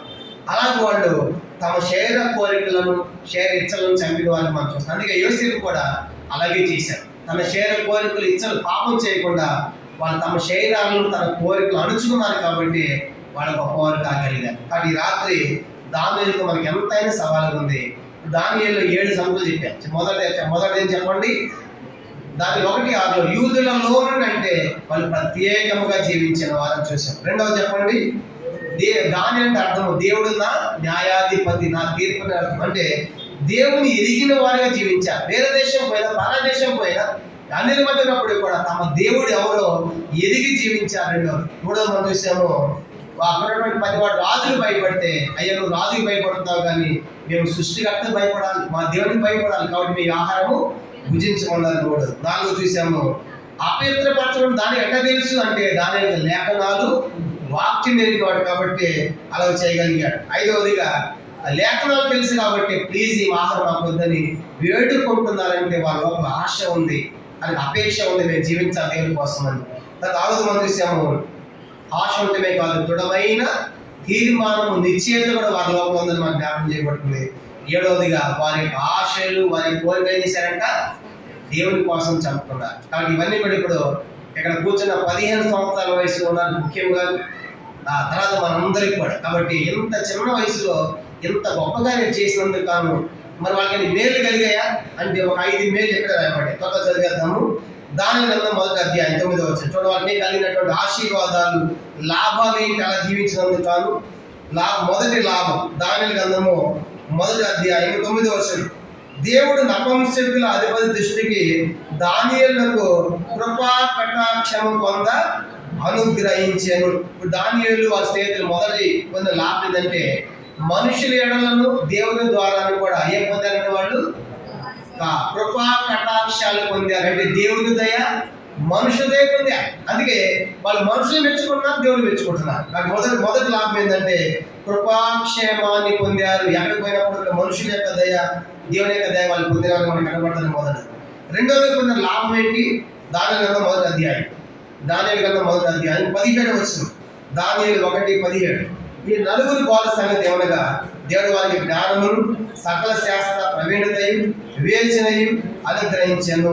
కానీ 2వ సంగతి ఏంటంటే వాళ్ళకి జ్ఞానము సకల శాస్త్ర ప్రవీణత. రెండో చెప్పండి ఏం పొందారంటే వాళ్ళు జ్ఞానాన్ని పొందారు. 2వ లాభం ఏంటి, ఆహారం తినకుండా ప్రత్యేక జీవించినందుకు కాదు దేవుడు వారికి జ్ఞానం ఇచ్చాడు. చూసారా జ్ఞానం, ఎలాంటి జ్ఞానము, రాజుగారి కళ చెప్తారు, కళ భావం కూడా చెప్తారు. చూసారా అలాంటి జ్ఞానం కనుక దైవ జ్ఞానం కనుక ఇలాంటి జ్ఞానం ఎలా సాధ్యమైందంటే అలా జీవించినందుకు దేవుడు యవ్వన కాలంలో వాళ్ళకి ఏమీ తక్కువ చేయలేదు. ఎంత హెచ్చించాడంటే మీకు దైవ జ్ఞానం ఇస్తాను.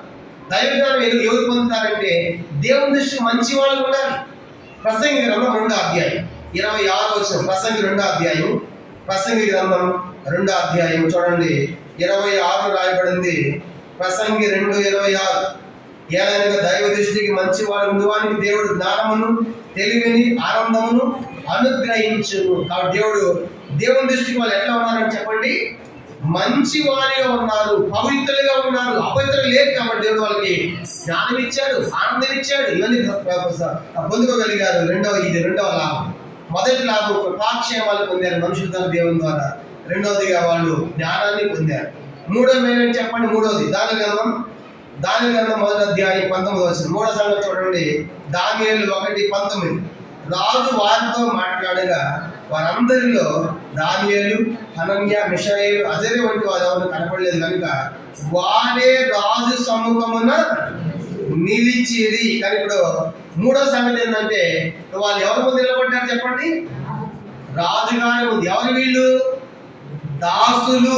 ఎవరు చెప్పండి, వీళ్ళంతా దాసులుగా పోయి రాజు ముందు నిలబడ్డారు. అదే మనం చదువుకున్నాం సామెతలు ఏమంటే 29 తన పనిలో నిపుణులు చూచివా వాళ్ళు ఎక్కడంట రాజులు నిలుస్తారు. కానీ రాజు నిలబడడం అంటే చిన్న విషయం కాదు. కానీ ఇప్పుడు 3వదిగా వాళ్ళు రాజులు తీసుకొని రాబడ్డారు. ఎందుకో పాదికి కానీ రాజు ముందుకు వెళ్ళారు. 3వ ఆశీర్వాదం. 4వది రాజు ముందుకు వెళ్ళినది ఏం జరిగింది, 4వ ఆశీర్వాదము. దానియేలు 1:20. దానియేలు 1వ అధ్యాయం 20వ వచనం. అందరూ కలిసి చదువుతాం. దానియేలు 1:20.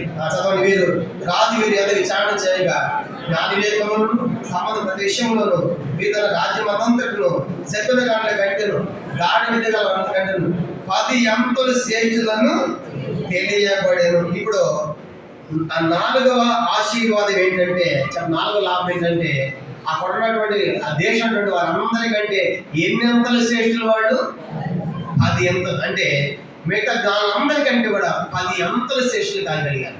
అంత గొప్ప జ్ఞానము వాళ్ళు పొందారు. 10 అంతల శ్రేష్ఠులు అయ్యారు. ఎంత గొప్ప లాభం. ఇవన్నీ దేనిని బట్టి, దేవుని కోసం జీవించాలని చేస్తున్న ఉద్దేశం, నిర్ణయం, తీర్మానాన్ని బట్టి దేవుడు అంతగా దీవించాడు. కాబట్టి ఆ దేశంలోనే 10 అంతల శ్రేష్ఠులు ఉన్న వారందరికంటే కూడా వీళ్ళు 10 అంతల జ్ఞానం కలిగిన శ్రేష్ఠులు గుర్తించబడ్డారు. ఇది 4వది మనం చూద్దాం. 5 చూద్దామా? 5వది దానియేలు గ్రంథం 6వ అధ్యాయం. డానియల్ చాప్టర్ 6 వర్స్ 28 చివరి వచనం. 5వ ఆశీర్వాదం ఏంటంటే దానియేలు గ్రంథము 6వ అధ్యాయం 28వ వచనం. దానియేలు 6:28 అందరం కలిసి. ఈ దానియేలు దర్యావేషు ప్రవక్త కాలమందును పారసీకుడకు కోరెషు ప్రవక్త కాలమందును వర్ధిల్లెను. గమనించండి, ఇప్పుడు ఇక్కడ 2 రకాల రాజ్యాలు, ప్రభుత్వాలు చూస్తాం. ఒకటి దర్యావేషు కాలము, రెండోది పారసీకుడు కోరెషు ప్రభుత్వ కాలం. ఇప్పుడు దానియేలు ఆ దేశం పోయిన తర్వాత సుమారుగా 90 సంవత్సరాలు బతికింది. బబులోను దేశానికి బతికాడు చెప్పండి, 90 సంవత్సరాలు. ఆ 90 సంవత్సరాల వయసులో దానియేలు సుమారుగా 75 సంవత్సరాలు విశ్వాసాన్ని కాపాడుకున్నాడు. ఎన్ని సంవత్సరాలు చెప్పండి? 75 సంవత్సరాలు. ఇప్పుడు ఆలోచించండి, 2 రాజ్యాలు మారినప్పటికీ కూడా దానియేలు స్థానం ఏమీ తగ్గలేదు. చూడండి, రాజ్యాలు మారితే, ప్రభుత్వం మారినందుకు ఆటోమేటిక్ పదవులు ఏమైపోతాయి, అన్ని చేంజ్ అయిపోతాయి. ఏ ఇష్టమైన పెట్టుకుంటారు. కానీ దానియేలు ఏ రాజు వచ్చినా, ఏ ప్రభుత్వం వచ్చినా దాని నుంచి రాయబడింది వర్ధిల్లుతూ ఉన్నాడు. అంటే దినానికి ఏమవుతుంది చెప్పండి? అభివృద్ధి, దినానికి అభివృద్ధి. దానియేలు కారణం ఏంటంటే ఏ ప్రభుత్వం వచ్చినా, రాజులు మారినా, ప్రభుత్వాలు మారినా దానియేలు వర్ధిల్లేది, ఆగలేదు. దానియేలు జీవన పద్ధతి విస్తరించి దినానికి విస్తరిస్తూ వచ్చింది. చివరికి ఆ దేశానికి ఏమంటే దానియేలు ఆ దేశానికి ఏమయ్యాడు? ప్రైమ్ మినిస్టర్, ప్రధానమంత్రి అయ్యాడు. ఎంత గొప్ప ఆధిక్యత. కనుక అలా వర్ధిల్లి చివరికి ఆ దేశాన్ని పరిపాలించడం చూస్తాం. అవన్నీ కూడా 15 సంవత్సరాల వయసులో ఒక దాసుడిగా పోయి దేవుని కోసం జీవించిన కారణాన్ని బట్టి అలాగూ అతను వర్ధిల్లాడు. అందుకే దాని గురించి బైబిల్లో 3 సంగతులు మేము గుర్తుపెట్టుకోవాలి. మొదటిది హెబ్రీ పత్రిక 11:30 చదువుకున్నాము. దానియేలు విశ్వాస వీరుడు. దానికి మొదటి చెప్పండి, విశ్వాస వీరుడు. రెండవది యెహెజ్కేలు గ్రంథం 14వ అధ్యాయం. దాని గురించి రాయబడిన మాట యెహెజ్కేలు గ్రంథం 14వ అధ్యాయము. యెహెజ్కేలు గ్రంథం 14వ అధ్యాయము మనం గమనించామంటే 14వ వచనం. యెహెజ్కేలు గ్రంథం 14వ అధ్యాయం 14 బాగుంటుంది. 14 చదవండి. నోవాహు, దానియేలు, యోబు అని ఈ ముగ్గురు అటు దేశంలో వారు తమ నీతి మాత్రం చేత రక్షించుకుందరు కానీ ఇదే ప్రభు యెహోవా. రెండో చెప్పండి, దానియేలు నీతిమంతుడు. దానియేలు ఎవరంట? అలా రాయబడింది. అంటే దానియేలు విశ్వాసంతో జీవించాడు. దానియేలు ఎవరితో పోల్చబడ్డాడు చెప్పండి? ఎవరితో పోల్చబడ్డాడు? నోవాహుతోను, తర్వాత యోబుతోను. అంటే దానియేలు కంటే దానికంటే ముందున్నవాడు కదా నోవాహు. అంటే పెద్దవాడితో పోల్చబడుతున్నాడు. ఎలా జీవించాడు చూడ. అలాగూ తనకంటే ముందున్నటువంటి నోవాహుతో యోబుతో పోల్చబడుతాడంటే దానియేలు చిన్నవాడు. అంత పెద్దవాడితో పోల్చబడే స్థాయికి ఎదిగాడు దానియేలు. అందుకే దానియేలు నీతిమంతుడు. మొదటిదేమో దానియేలు విశ్వాసవీరుడు, రెండవదిగా నీతిమంతుడు. మూడో చదువుదామా? యెహెజ్కేలు గ్రంథం 28వ అధ్యాయం. యెహెజ్కేలు గ్రంథం 28వ అధ్యాయం. యెహెజ్కేలు గ్రంథము 28వ అధ్యాయం. చదివి మనము దాని సంగం మనం ముగిద్దాం. యెహెజ్కేలు గ్రంథం 28వ అధ్యాయము మనం గమనించామంటే చివరి ఒక మాట చదువుదాము. 2వ వచనం రాయబడింది. 2వ వచనంలో నీవు దానియేలు కంటే జ్ఞానవంతుడవు. తూర్పు దేశపు అధిపతితో అపహాస్యం దేవుడు మాట్లాడుతూ నువ్వు దానియేలు కంటే జ్ఞానవంతుడు అన్నాడు. అంటే 3వ దానియేలు ఎవరు చెప్పండి? జ్ఞానవంతుడు. 3వ దానియేలు జ్ఞానవంతుడు. కనుక ఇవన్నీ కూడా దానియేలు పొందిన ఆశీర్వాదాలు. కాబట్టి దానియేలు విశ్వాసవీరుడు, దానియేలు నీతిమంతుడు, దానియేలు జ్ఞానవంతుడు. ఇవన్నీ కూడా దానియేలు ఎలాగో దానియేలు దక్కాయంటే వాళ్ళు ఎట్లా పోయారో 10 సంగతులు మీకు జ్ఞాపకం చేశాను. 7 సంగతులు ఎలా జీవించాలో మీకు జ్ఞాపకం చేశాను. వాళ్ళు పొందిన ఆశీర్వాదాలు కూడా మీకు 7 చెప్పాను. కానీ ఈ రాత్రి మనం కూడా దానియేలు అలాగే తీర్మానం మనం కలిగి ఉండాలి. అలాగూ దేవుడు తన ప్రజల్ని హెచ్చిస్తాడు, గొప్ప చేస్తాడు, గొప్ప కార్యాలు వారు జరిగించేవారు ఉంటారు. ఇంకా కూర్చున్న వాళ్ళు ఎవరైనా చేరవచ్చినటువంటి వాళ్ళు యేసుని అంగీకరించకపోతే, ఆయన నమ్మకపోతే ఈ రాత్రి దేవుడి మీద మాట్లాడుతున్నాడు. దేవుని అనగా దేవుని ఏం చేయాలండి? తెలుసుకోవాలి. ఎవరి దేవుడు? ఒక వచ్చి చదువుదాము. యెహెజ్కేలు గ్రంథం, యెషయా గ్రంథం 40వ అధ్యాయం. ఒక 5 నిమిషాలు నేను ముగిస్తాను. యెషయా గ్రంథము 40వ అధ్యాయం. ఒక 5 నిమిషాల్లో ఈ దేవుని గురించి కూడా మీకు తెలియజేయాలని కోరుతున్నాను. యెషయా గ్రంథం 40వ అధ్యాయము 12వ వచనము. ఎవరిని ఒకరు గట్టిగా చదవండి. యెషయా గ్రంథం 40 అధ్యాయం 12 వచనం. యెషయా గ్రంథము 40 అధ్యాయం 12 వచనం. తన కుడిసిటిలో జలములు కొలిచిన వాడెవడు? జ్ఞానంతో ఆకాశములు కొలిచిన వాడెవడు? భూమిలోని మన్ను ఫలపాత్రలో ఉంచిన వాడెవడు? త్రాసుతో పర్వతంలో తూచిన వాడెవడు? తూలుకి చేత కొండలను తూచిన వాడెవడు? ఇక్కడ 5 సంగతులు రాయబడ్డాయి. ఇవి చెప్పి నేను ముగిస్తాను. మొదటిది, తన కుడిసిటిలో జలములు కొలిచిన వాడెవడు? ఈ రాత్రి మేము ప్రకటించే దేవుడు ఎలాంటి వాడు తెలుసా? యేసు ఎలాంటి వాడు అంటే, తన కుడిసిట్లో తన దోసిట్లో జలములు కొలిచాడు. ఏ జలములు? సముద్రంలో నీటి అంతటిని కూడా ఆయన చేతిలో పట్టిన దేవుడు. అంత దేవుడు. ఆయన బైబిల్ రాయబడింది, ఆయన ఆకాశ మహాకాశములు ప్రజల దేవుడు. ఆయన ఆకాశం ఆయన సింహాసనం అంట, భూమి ఆయన పాదపెట్టు. అంత గొప్ప దేవుడు ఈ లోకానికి వచ్చింది. కానీ ఆయన ఎలాంటి వాడు అంటే, ఆయన కుడిసిట్లో దోసిట్లో మహాసముద్రం నీటి అంతటిని పట్టగలిగిన వాడు. అంత శక్తిమంతుడి లోకానికి దిగొచ్చాడు యేసుక్రీస్తుగా. రెండో సంవత్సరం రాయబడుతుంది. రెండవది, జ్ఞానంతో ఆకాశమును వాళ్ళు చూచిన వాడు ఎవడు? ఈ దేవుడు ఎలాంటి వాడు అంటే, ఆయన జ్ఞానంతో ఆకాశాన్ని కొలవగలడు. జ్ఞానం ఏం చేశాడంటే ఆయన ఆకాశం. ఎవరన్నా ఆకాశ వైశాల్యం ఎంత అంటే ఎవరన్నా చెప్తారా? ఖగోళ శాస్త్రజ్ఞులు తిక్కబడి వాళ్ళకు కూడా తెలియదు. ఆకాశ వైశాల్యం వాళ్ళకు కూడా తెలియదు. బైబిల్లో రాయబడింది 147 కీర్తనలో, నక్షత్రముల సంఖ్య ఆయన నియమించి ఉన్నాడు, వాటన్నింటికి పేర్లు. నక్షత్రాల సంఖ్య ఎంత చెప్పండి, ఎవరైనా చెప్తారు? నక్షత్రాల సంఖ్య ఖగోళ శాస్త్రజ్ఞులు ఎవరు చెప్పలేరు.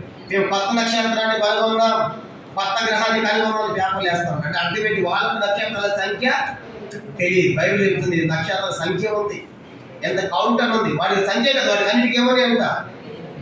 ఎన్ని నక్షత్రాలు తెలుసా? పాలకొంత కోట్ల కొలది నక్షత్రాలు ఉన్నాయి. అంత సమూహాలు దేవుడు పేరు పెట్టాడు. అలాంటి అనంతగానే దేవుడు ఇలా దిగి వచ్చింది. కానీ ఆయన అంటాడు, ఆకాశాన్ని ఆయన జ్ఞానంతో కొలవగలడు. మూడోది చెప్పాడు చూడండి. మూడవదిగా, భూమిలోని మన్ను ఫలపాత్రలో ఉంచిన వాడు ఎవడు? ఇప్పుడు భూమి ఎంత ఉందంటే 100లో 71% అంతా నీరే, 29% భూమి ఉంది. కనుక ఎంత? 29%. ఈ 29% భూమిని, ఈ భూగోళాన్ని దేవుడు ఒక పాత్రలో పెడతాడంట. ఎక్కడ పెడతా చెప్పండి? ఒక పాత్రలో పట్టగలడు. అంత గొప్ప దేవుడు ఆయన. కనుక అలాంటి వాడు ఇంకా దిగి వచ్చింది. అవి ఆలోచించండి. ఆయన మన్ను పాత్రలు పెడుతాడంటే, ఆకాశం జ్ఞానంతో కొలుస్తాడంటే, సముద్రాలు నీరంతా చేతిలో పడుతాడంటే, ఈయన ఎంత గొప్ప దేవుడు అయి ఉండాలి. ఇంకా మనం చూసామంటే చూడండి, త్రాసుతో పర్వతములను కూర్చిన వాడు. ఎన్ని పర్వతాలు ఉన్నాయి ప్రపంచంలో? ఉన్న ఖండాలు ఎన్ని పర్వతాలు? లెక్కే లేదు. ఇప్పుడు ఆ పర్వతాలన్నింటికంట త్రాసుతో తూయటం. ఆంధ్ర భాషలో తూయటము, తెలంగాణ భాషలో జోగటం. చెప్పండి, ఇప్పుడు ఆంధ్ర పర్వతాలు ఏం చేస్తాడు? ఆయన జోగుతాడంట. ఒక దగ్గర పెట్టి పర్వతాలన్నీ ఒక దగ్గర పెట్టి చేతితో ఎత్తగలడు. అంటే ఆయన ఎంత బలమైన దేవుడు అని ఆయన పైన రాయబడి. ఆయన బలవంతుడైన, అంత శక్తివంతుడు ఆయన. ఇంకా రాయబడి ఆయన గురించి, తూనిక చేత కొండలను తూచిన వాడు. అదే ప్రపంచ కొండలన్నింటినీ కూడా ఒక దగ్గర పెట్టి తోయగలడు. ఈ రాత్రి ప్రియమైన వాళ్ళ యేసు ప్రభువు వారు ఆయన అతీతుడైన దేవుడు, అసమానమైన దేవుడు. కనుక ఆయన అసలు రూపమే లేదు. కనుక ఆయన ఆత్మరూపైన దేవుడు ఈ లోకానికి రావాల్సి వచ్చింది. కారణం ఏంటంటే, లోకల మనుషులందరూ కూడా బైబిల్ సెలవుస్తూ ఉంది. మొదటి రాజులు 8:40 రాయబడింది, పాపము చేయని వాడు ఒక్కడు లేడు. రోమపత్రిక 3:3 రాయబడింది, 3:23 రాయబడింది, ఏ భేదము లేదు, అందరూ పాపం చేసి మరి పొందలేకపోతున్నారు. అంత మాత్రం నేను ప్రసంగి 7 రాయబడింది, పాపము చేయక మేలు చేయండి నీతి మంత్రి భూమి ఒక్కడ కూడా ఆ కారణం చేత. మరి పాపాన్ని పోగొట్టండి ఎలాగూ? మన దేహాన్ని మురిగిపోవాలంటే నీళ్ళతో కడుక్కుంటున్నా, వస్త్రం కూడా మురిగిపోవాలని సబ్బుతో కడుక్కుంటున్నా. మరి మనం చేసిన పాపాన్ని పోవాలంటే ఎలాగూ? ఈ పాపాలు పోవాలంటే గ్రంథాలు సెలవుస్తున్నాయి, రక్తము చిందించబడిన పాప క్షమాపణ లేదు. అదే రక్తము ఎట్లయితే మేక రక్తం కాదు. కనుక పరిశుద్ధ పావన రక్తం. ఈ లోపల ఎవరున్నారు? ఎవరు లేదు. అందుకే ఆ దేవుడే, ఇప్పుడు చదువుకున్నటువంటి ఆ దేవుడే 500 అసమానమైన దేవుడు ఈ లోకానికి ఒక సామాన్య మనిషికి వచ్చాడు. యేసుక్రీస్తు వచ్చాడు, మనుషుల మధ్య జన్మించాడు, జీవించాడు. 33 సంవత్సరాలు జీవించాడు. 3.5 సంవత్సరాలు ఇస్తామని సేవ చేశాడు. ఆయన సిలువ వేశారు. ఆయన తరలో ముళ్ళకెట్టము, పాదాస్తాలు మేలు, ప్రక్కల బల్యము, వీపంతా దున్నబడి చివరి అక్కడ కార్చి సిలువలు చనిపోయి సమాధి చేయబడి మరణించి ఆయన 3 తిరిగి లేచాడు. 40 నెలలు భూమి మీద ఉన్నాడు, అనేక మంది కనపడ్డాడు. అందరూ చూస్తుండగా ఆయన పరలోకి వెళ్ళాడు. మళ్ళీ నేను వస్తానని చెప్పాడు. ఆయన నమ్మిన వారు తీసుకొని పోతాడు. ఈ రాత్రి క్రైస్తవ నిరీక్షణ ఏంటంటే యేసులో వస్తాడు, మమ్మల్ని ఆయన తీసుకొని అనే నిరీక్షణతో ఉన్నా. వీళ్ళగా తీసుకుని ఏది చెప్పింది అక్కడ యోహాను 14 చెప్పాడు కదా, నేను మీకు నివాసం స్థలం సిద్ధపరచా. అక్కడ స్థలాలు ఉన్నాయి, పరలోక రాజ్యంలో ఫ్లాట్లు ఉన్నాయి, స్థలాలు ఉన్నాయి. యేసు నమ్మిన వారికి అక్కడ నివాసం ఉంది. అక్కడ అగ్ని, అక్కడ ఆ నివాసం ఎలాంటి చెప్పండి, అక్కడ ఎప్పుడు దుఃఖం లేదు, మాటం లేదు, వ్యాధి లేదు, బాధ లేదు. దేవుడి వెలుగుగా ఉంటాడు ఆ పరలోక పట్టణం. దానికి వేరుగా ఉంది నిత్య నరకం. అది అగ్ని ఆగదు, పురుగు చావదు, ఆకలి వేద తప్పించుకోవాలంటే ఈ రాత్రి యేసులో నేను పాపను చిన్న ప్రార్థన చేస్తే ఈ రాత్రి నేను గొప్ప రక్షణ ఇస్తాడు. ఆయన ఎలాంటి వాడంటే అసమానమైన దేవుడు. నీ కోసం నా కోసము ఒక సామాన్యుడికి మనిషికి వచ్చాడు. కారణం ఏంటంటే మనుషులందరి పాపం కోసం సిలువెక్కాడు.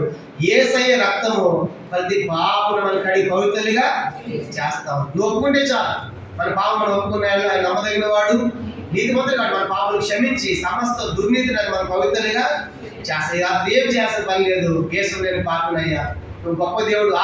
సముద్రాలు నీటిని చేతితో పట్టినటువంటి వాడు, ఆకాశం జాంతో పలవలేటువంటి వాడు, మన్నంతా పాత్రలు పెట్టేటువంటి వాడు, పర్వతాలు కొండలు తూచేటువంటి దేవుడు. ఇంత అసమానమైన దేవుడు అని నా కోసము సామాన్యుడు వచ్చావు, శిక్ష భరించావు, రక్తం కార్చవయ్యా. మీరంతా నా పాపాన్ని క్షమించి కడిగని చిన్న ప్రార్థన చేస్తే రాత్రి దేవుడు మీకు గొప్ప రక్షణ ఇస్తాడు.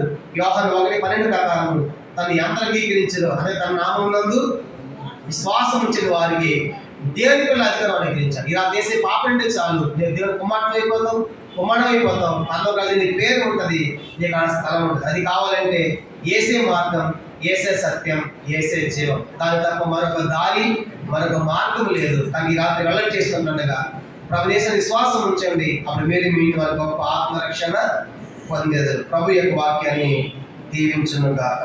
ఆమేన్.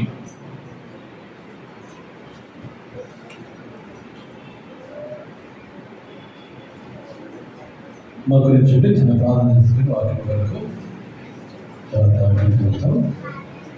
మిమ్మల్ని తండ్రి యేసు క్రీస్తు పరిశుద్ధమైన నామమున రాత్రి వేళలో మా రాజపాటుని మేము తండ్రి లేఖనాలు దాని జీవితంలో చేస్తున్న మేలైన కార్యాలు, ఆశీర్వాదాలు, అతని జీవితం జరిగిన సందర్భాలను తండ్రి జ్ఞాపకం తీసుకొచ్చినాను. దాని చేత చేత ఎంతో మహిమపరచబడి వచ్చినాను. సాయంత్రం కూడా మహిమపరచబడాలని మీ ప్రియకుమారుడైన యేసుక్రీస్తువారిని వాళ్ళకి అనుగ్రహించినారు. ఆ తండ్రి గొప్ప విలువైన రక్షణ ఆయన ద్వారా మాకు దయచేసి వచ్చిన్నారు. కాలంలో మా తండ్రి వారు నేను సేవిస్తూ వచ్చిన్నారు. మా జీవిత కాలంలో కూడా వారిని సాధించగా అతను మేము కలిగి ఉండి విశ్వాస యాత్రలో క్రీస్తునందు పరిధిని జ్ఞాపకం వచ్చినారు. అటుగా మీరు ఆకాశములను భూమిని అలాగే మన్నను అతని జలములను అతని పర్వతములను అతని కొండలను కొలుచు పరుగులను నామం చేసుకొని ప్రార్థిస్తాం. అతన్ని ఎందుకంటే దేవుడిగా అతని నుండి మీ కుమారుడు యేసుక్రీస్తు వారిగా అతన్ని మాట్లాడుతుంది. కలవశివలో శ్రమ నుండి ప్రాణానికి రక్తం కాచి అప్పుడు తిరిగి లేచిన దేవుని సమాధించడం. అప్పుడు మీ గొప్ప రక్షణలో రామలో మేము కొనసాగటకు అతన్ని వెలుగొచ్చేటప్పుడు అతన్ని మేము సహకరించే వందనాలు తెలుస్తూ యేసుక్రీస్తు ప్రభు నామమున స్థితి మేము తెలుస్తూ ప్రార్థించాము తండ్రి. చిన్న సాక్షి విందాము, తర్వాత మనము ముగించుకుంటాం. అవనకు వచ్చి కుటుంబంలో తీసుకొచ్చిన మేరకు వరకు సాక్షిగా పంచుకుంటాం.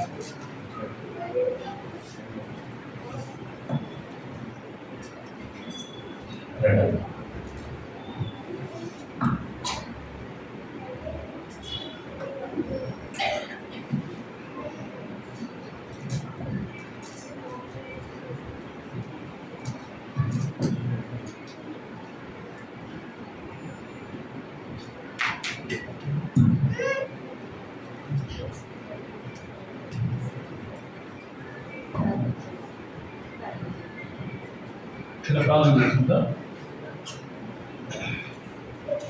ప్రేమ తండ్రి, యేసు ప్రభు నామమున ఒక సాక్ష్యం పంచుకున్నట్టుగా కొన్ని నిమిషాలు నాతో మేలుకి జ్ఞాపకం తీసుకుని నడిపించండి.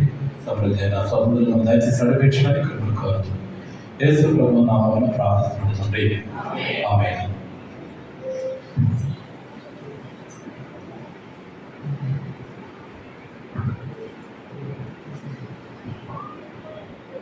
ప్రభు నామమున మీ అందరికీ కూడా వందనాలు. మేము అల్లుడి కుటుంబంలో నుంచి రక్షించబడిన వారము. మాకు అసలు కేసు కాబట్టి అస్సలు తెలియదు, అసలు ఆయన ఉన్నారని కూడా తెలియదు. నాకు అసలు తెలియదు, ఆయన ఎవరో తెలియదు. ఎంతగా చాలా విగ్రహాలను చేసేవాళ్ళం కాబట్టి ఇంకా మేము చేస్తున్న దేవుళ్ళే వాళ్ళే కరెక్ట్. ఇంకా దేవుళ్ళు దేవతలు అనేవాళ్ళు ఉన్నారు అంటే వాళ్ళే అనుకునేదాన్ని. ఇంకా వేరే దిగుటని నాకు తెలియదు. కొంత వయసు వచ్చిన తర్వాత మాత్రము ఒక 10th క్లాస్ ఆ టైం వచ్చిన తర్వాత మాత్రము నేను కొంచెం జ్ఞానం వచ్చిన తర్వాత కొంచెం తెలిసింది ఏంటంటే హిందూస్కి ఇట్లా గుడికి వెళ్తారు, ముస్లిమ్స్ అయితే అల్లా చేస్తారు, క్రిస్టియన్స్ అంటే ఒక ఒక ఒక వేరే వాళ్ళకి సంబంధించిన దేవుడు అయినా వాళ్ళు మాత్రమే చర్చికి వెళ్తారు అనుకునేది. అంత మాత్రం నాకు తెలిసింది 10th వరకు. తర్వాత అసలు తెలియదు. 10th క్లాస్లో నాకు ఎవరంటే ఒక ఫ్రెండ్ ఉండేది, చర్చికి వెళ్ళేది. అయితే ఆమె మేము గ్రీటింగ్ కార్డ్స్ ఇచ్చేవాళ్ళం. ఇస్తే జనవరి 1st రోజు హ్యాపీ న్యూ ఇయర్ అని చెప్పుకుంటా గ్రీటింగ్ కార్డ్స్ ఇచ్చినప్పుడు ఆమె చర్చికి వెళ్ళేది కాబట్టి యేసు బొమ్మ ఒక రోజు ఇచ్చింది. కానీ అప్పుడు అది తెలియదు కాబట్టి నేను ఎప్పుడు పట్టించుకోలేదు. తర్వాత ఏంటంటే ఇంకా అట్లాగా నా జీవితంలో దేవుడు అనేది ఉంటే నేను చేసేది కరెక్ట్, నేను చేసేదే దేవుడు దేవతలు అనుకునేదాన్ని అనమాట. ఇంకా అంతకుమించి ఏం తెలియదు నాకు. తర్వాత నిజంగా దేవుడు తన ఏర్పాటులో తన చిత్తానుసారంగా మరి రక్షించబడాలి, ప్రభువులో నేను ఉండాలని దేవుడు జగత్పునాడు వేయబడికి 30 క్రీస్తులో ఆయన నన్ను ఏర్పాటు చేసుకుంటూ వచ్చాడు కాబట్టి, ఆయన ఉంచాడు కాబట్టి తన చిత్తానుసారంగా తన సంవత్సరంలో దేవుడు జ్ఞాపకం చేసుకుంటూ వచ్చాడు. ఆపత్కాలం ముందు యెహోవా నీకు ఉత్తరమిచ్చుగాక అనే మాట కీర్తనలు 20వ అధ్యాయం 1వ వచనంలో ఉంటుంది. ఆ విధంగా ఆ మాట ప్రకారంగా దేవుడు నా ఆపత్కాలంలో నేను దేవుడి దగ్గరికి వచ్చినప్పుడు నిజంగా దేవుడు త్రోసివేయని దేవుడు కాబట్టి ఆపత్కాలంలో ప్రభు అన్నప్పుడు నిజంగా ఆ మాట కూడా అర్థం నాకు తెలీదు. కొన్ని సంవత్సరాల క్రితం ఒకరు చెప్పారు, యేసు ప్రభు నిజమైన దేవుడు అమ్మా, యేసు ప్రభు నమ్ముకోవాలి, నమ్మకపోతే నాకాని పోతామని మాట మాత్రం చెప్పారు. అది చెప్పినప్పుడు నేనేం పట్టించుకోలేదు. కానీ దేవుడు గొప్ప దేవుడు అన్నీ చేస్తాడు అని చెప్పినప్పుడు నాకు ఆపద వచ్చిన టైంలో దేవుడు ఆ మాట గుర్తు చేసేది. వాళ్ళు చెప్పిన మాట దేవుడు గొప్ప దేవుడు ఏదైనా చేస్తాడని చెప్పారు కదా అనే మాట దేవుడు గుర్తు చేసినప్పుడు ఆ కాలంలో దేవుడిని అడిగాను, మొదలుపెట్టాను. దేవుడు ఉత్తరం ఇచ్చే దేవుడు అని ఉత్తరం ఇచ్చాడు. ఆ సమస్య నుంచి నన్ను విడిపించిన తర్వాత ఇంకా రోమా పత్రికలో కూడా ఉంటుంది కదా, వీటి వల్ల విశ్వాసం కలుగును, అది క్రీస్తు యేసు మాటల వల్ల కలుగును అని మాట్లాడుతుంది. కాబట్టి అట్లాగా దేవుడు సంసారంగా మరి భద్రానికి సంతసంగా దర్శిస్తూ వచ్చాడు. ఇంకా భద్రాన్ని నడిపించాడు. దేవుడు మాట వింటా వచ్చాను కాబట్టి విశ్వాసం నడిపించాడు. పాపాన్ని గ్రహించే జ్ఞానం ఇచ్చాడు, పాపాన్ని క్షమించాడు, ఒప్పుకునేటట్టు చేశాడు. అన్ని దేవుడు నిజంగా జగత్పునాడు చేయబడుతుంటే తన ఏర్పాటులో ఉంచిన దాన్ని బట్టి ఇవన్నీ చాలా ఉన్నాయి చెప్పడానికి. చాలా దేవుడు చేస్తూ వచ్చాడు. తర్వాత నేను రక్షణ తీర్మానం చేసుకున్నా, రక్షించబడ్డాను. కానీ మేము చాలా విగ్రహారాధికులు కాబట్టి మా ఇంట్లో అస్సలు ఒప్పుకోలేదు. తెలియకుండా కొంతకాలం చర్చికి వెళ్ళాను. తర్వాత ఇంట్లో చేసి చాలా సోదరులు అన్నమాట. తర్వాత అయినా కానీ దేవుడు నిజంగా నమ్మలేని దేవుడు కాబట్టి దేవుడు అనేకమైన వాగ్దానం ఇచ్చాడు. కాబట్టి విలువలు పెడవాయని మాట నిజంగా నా జీవితంలో అట్లాగా దేవుడు ఆ మాట నెరవేరుస్తూ వచ్చాడు. అనేకమైన సోదరులు ప్రభు మరి అయినా దేవుడు విడిచిపెట్టాను. ఇంకా కొంతకాలం తర్వాత మళ్ళీ అంటే నేను అది ఏం పోలేదు, నన్ను ఇంకా ఒక దగ్గర చేసి గట్టిగా చేసేసారు. ఇంకా మందిరం లేదు, సహవాసం లేదు, వాటికి ఏ బైబిల్ కూడా దాచుకొని కూడా ఒకసారి చదువుకునే టైంలో కూడా మా వాళ్ళకి తెలిసి నేను బయటకు వెళ్ళిన టైంలో బైబిల్ తీసి రాసేసారు. అట్లా బైబిల్ కూడా లేకుండా చేశారు. తర్వాత అయినా మళ్ళీ దేవుడు విడిచిపెట్టలేదు కాబట్టి కొంతకాలం కొన్ని ఏళ్ళ తర్వాత 4 సంవత్సరాలు నాకు ఏమీ లేదు, మందిరం లేదు, ఇంకా బైబిల్ సావాసం నాకు ఏమీ లేకుండా అట్లా ఒంటరిగా ఉండిపోయేదాన్ని. ఇంకా చాలా బాధపడేదాన్ని. నేను రక్షణ పొందాను కాబట్టి ఆ ప్రయాణం వస్తే అది నాకు బాగా చేసేది, ఏడ్చేదాన్ని. ప్రభు 10 అయిపోయింది కదా, నేను మందిరానికి రాలేకపోయాను, ప్రభు మరి నేను ఇంట్లో ఎట్లా అవుతున్నాను ఎట్లా అని చాలా కాలం 4 సంవత్సరాలు ఏడ్చాను. తర్వాత కొంతకాలానికి మళ్ళీ దేవుడు దాంతో జ్ఞాపకం చేసుకుంటూ వచ్చాడు. తర్వాత ఇంకా ఆ తర్వాత ఇంకా మళ్ళీ ప్రభులోకి రావడానికి దేవుడు సహాయం చేస్తూ వచ్చాడు. ఇంకా తర్వాత నేను రక్షణ పొందిన తర్వాత బాప్తిజం కొరకు దేవుడు మాట్లాడాడు.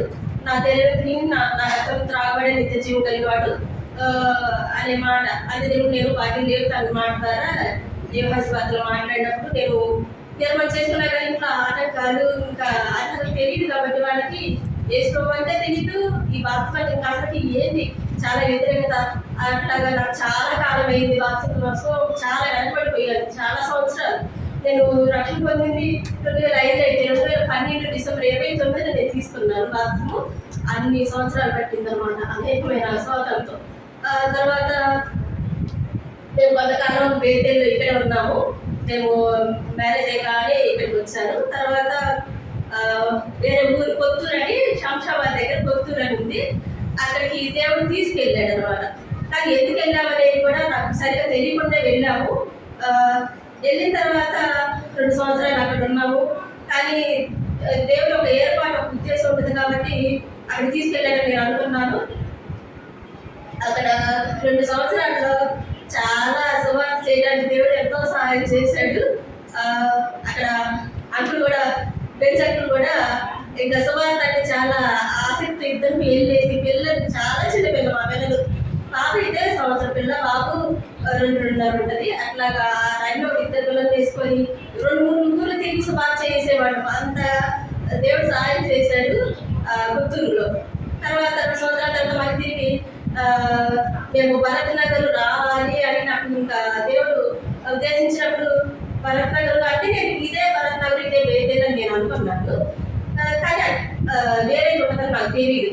ఇంకా సిటీలో కూడా భరత్ నగర్ అని ఉందంట, అది నాకు తెలియకుండా అక్కడికి వెళ్ళిపోయిన తర్వాత 2 నెలలు ఉన్నాము. తర్వాత ఉండలేకపోయాను. నేను భరత్ నగర్ అంటే ఇది అనుకోలేదు, నేను ఇక్కడ ఉండలేకపోతున్నాను. అప్పుడు అక్కడ శారీరక మోజెస్ అన్నవాళ్ళు సేవ చేస్తున్నారు. అట్లాగా ఇంకా వాళ్ళు ప్రేమించారు. కానీ నాకు ఎందుకో మరి భరత్ నగర్ నేను వేదేగా ఇదే అనుకున్నాను కదా, ఇక్కడ ఎందుకు వచ్చాను చాలా ఉండలేకపోయి తర్వాత మళ్ళీ 2 సంవత్సరాల తర్వాత ఇదే వేదేకి మళ్ళీ దేవుడు తీసుకొచ్చాడు. తర్వాత కొంతమంది అన్నప్పుడు ఎందుకు వెళ్ళారు, మళ్ళీ అక్కడ కూడా ఎందుకు వెళ్ళారు, ఎందుకు వచ్చారు అని అన్నప్పుడు దేవుడు నేను ఇదే అడిగా, ప్రభా మరి దీనికి ఒక కారణం ఉంటుంది కానీ వాళ్ళకి అడిగితే ఏ సమాధానం చెప్పి అడుగుతున్నారని నేను అడిగినప్పుడు దేవుడు నాకు ఏం చూపించాలంటే, నేను బాప్తిజం తీసుకోవడానికి నాకు చాలా భయం. ఏంటంటే మాట్లాడితే చాలా భయం, చాలా అంటే చాలా, ఇప్పుడు కూడా భయం. అయితే చలి అంటే మాట పడవు, చలిలు పడవు ఇప్పటికి కూడా అలాగా ఉండేది. కాబట్టి నేను అప్పుడు సత్యం ఉండేది, అక్కతో చాలా చెబితే తప్పేది. అట్లా నాకు బాప్తిజం తీసుకొని చాలా భయము, చలిలో దిగలేరు, చీకటిగా ఉంటుంది, అసలు భయం అట్లా నాకంటే ఏం కాదమ్మా ప్రార్థన చేద్దామని అన్నది. అన్నప్పుడు తర్వాత నేను అడిగినప్పుడు దేవుడు నాకు ఇదే చూపించాలి. ఎందుకు నేను తీసుకెళ్ళానంటే బాప్తిజం కోసమే ఆ ఊరికి తీసుకెళ్ళాలని దేవుడు క్లియర్గా మాట్లాడాడు. ఎందుకంటే నేను ఇంతవరకు తిరిగిన సంఘాలు ఎక్కడ కూడా షాద్నగర్లో అక్కడ జోసఫ్ అంకులని చనిపోయారు ఈ మధ్యలో, చాలా సీనియర్ సేవకులు. ఆ అంకులే నాకు బాప్తిజం ఇచ్చారు. ఇద్దరికి కూడా సిద్ధపరిచి మా హస్బెండ్ ఇద్దరు ఒకటేసారి తీసుకున్నాం కూడా. అక్కడ ఎక్కడ చాలా ఓపెన్ ప్లేసు, ఎండ తగ్గుతుంది, మాకు చల్లగా ఉండవు. అసలు నాకు అన్ని అనుభవంగా నా పరిస్థితి దేవుడికి నిజంగా తెలుసు కాబట్టి అంత దూరం తీసుకెళ్ళాడు. నేను ఎందుకంటే నాకు తెలియదు ఇట్లా అడుగుతున్నారు ఏంటి ప్రభు అని. నేను దేవుడిని అడిగినప్పుడు నువ్వు ఇట్లా బాప్తిజం తీసుకోవాలన్నావు కదా, ఇది భయం అన్నావు కదా, నేను అందుకే నేను అక్కడికి తీసుకెళ్ళాను అని చాలా నేను ఒక్కటి కాదు ఎన్నో డౌట్లు అడుగుతా వస్తే దేవుడు ఎంత స్పష్టంగా మాట్లాడతాడు అసలు.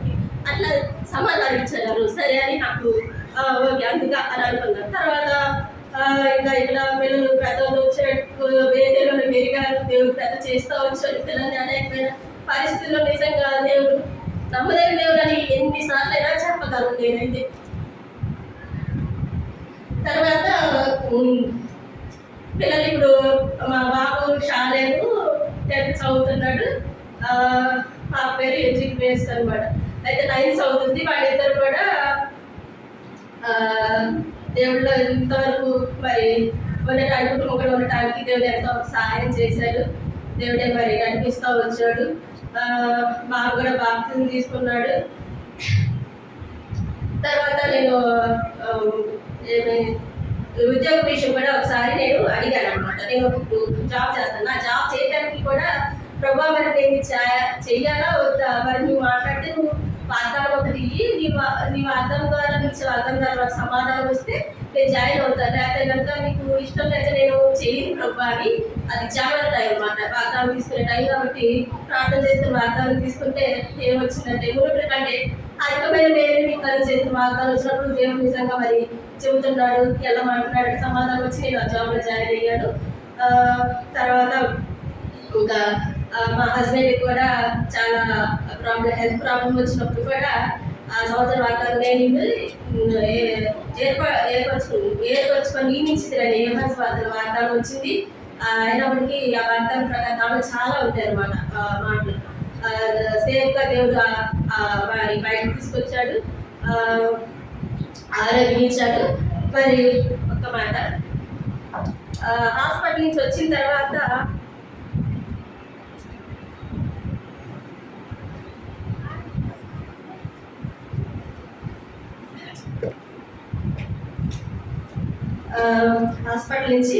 తర్వాత బైబిల్ చదువుకుంటుంటే దేవుడు మాట్లాడే కీర్తనలు 55వ అధ్యాయం 18వ వచనము, నా శత్రువులు అనేకులై ఉన్నారు, అయినను వారు నా మీదికి రాకుండానట్లు సమాధానం కలుగు చేసి ఆయన నా ప్రాణమును విమోచించి ఉన్నాడు. ఈ మాట ద్వారా దేవుడు మాట్లాడాడు.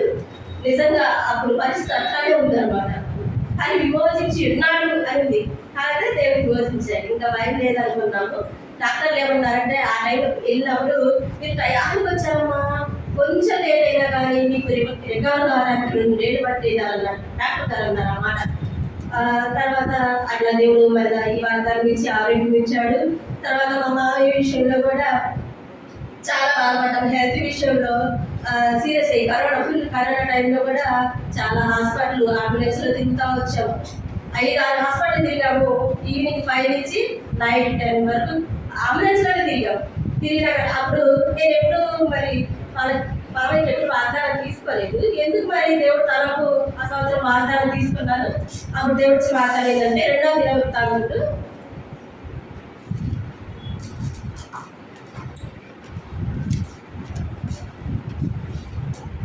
2వ దినవృత్తాంతములు 19వ అధ్యాయము 11వ వచనం లాస్ట్ భాగంలో, ధైర్యం వహించి మేలు చేయటకే యెహోవా మీతో కూడా ఉన్నాడు, గుండులు. ఈ మాట జనవరిలో తీసుకున్నా. మామయ్యకి ఆరోగ్యం బాగుంది, ఇప్పుడు జూన్ టైంలో బాగాలేదన్నమాట.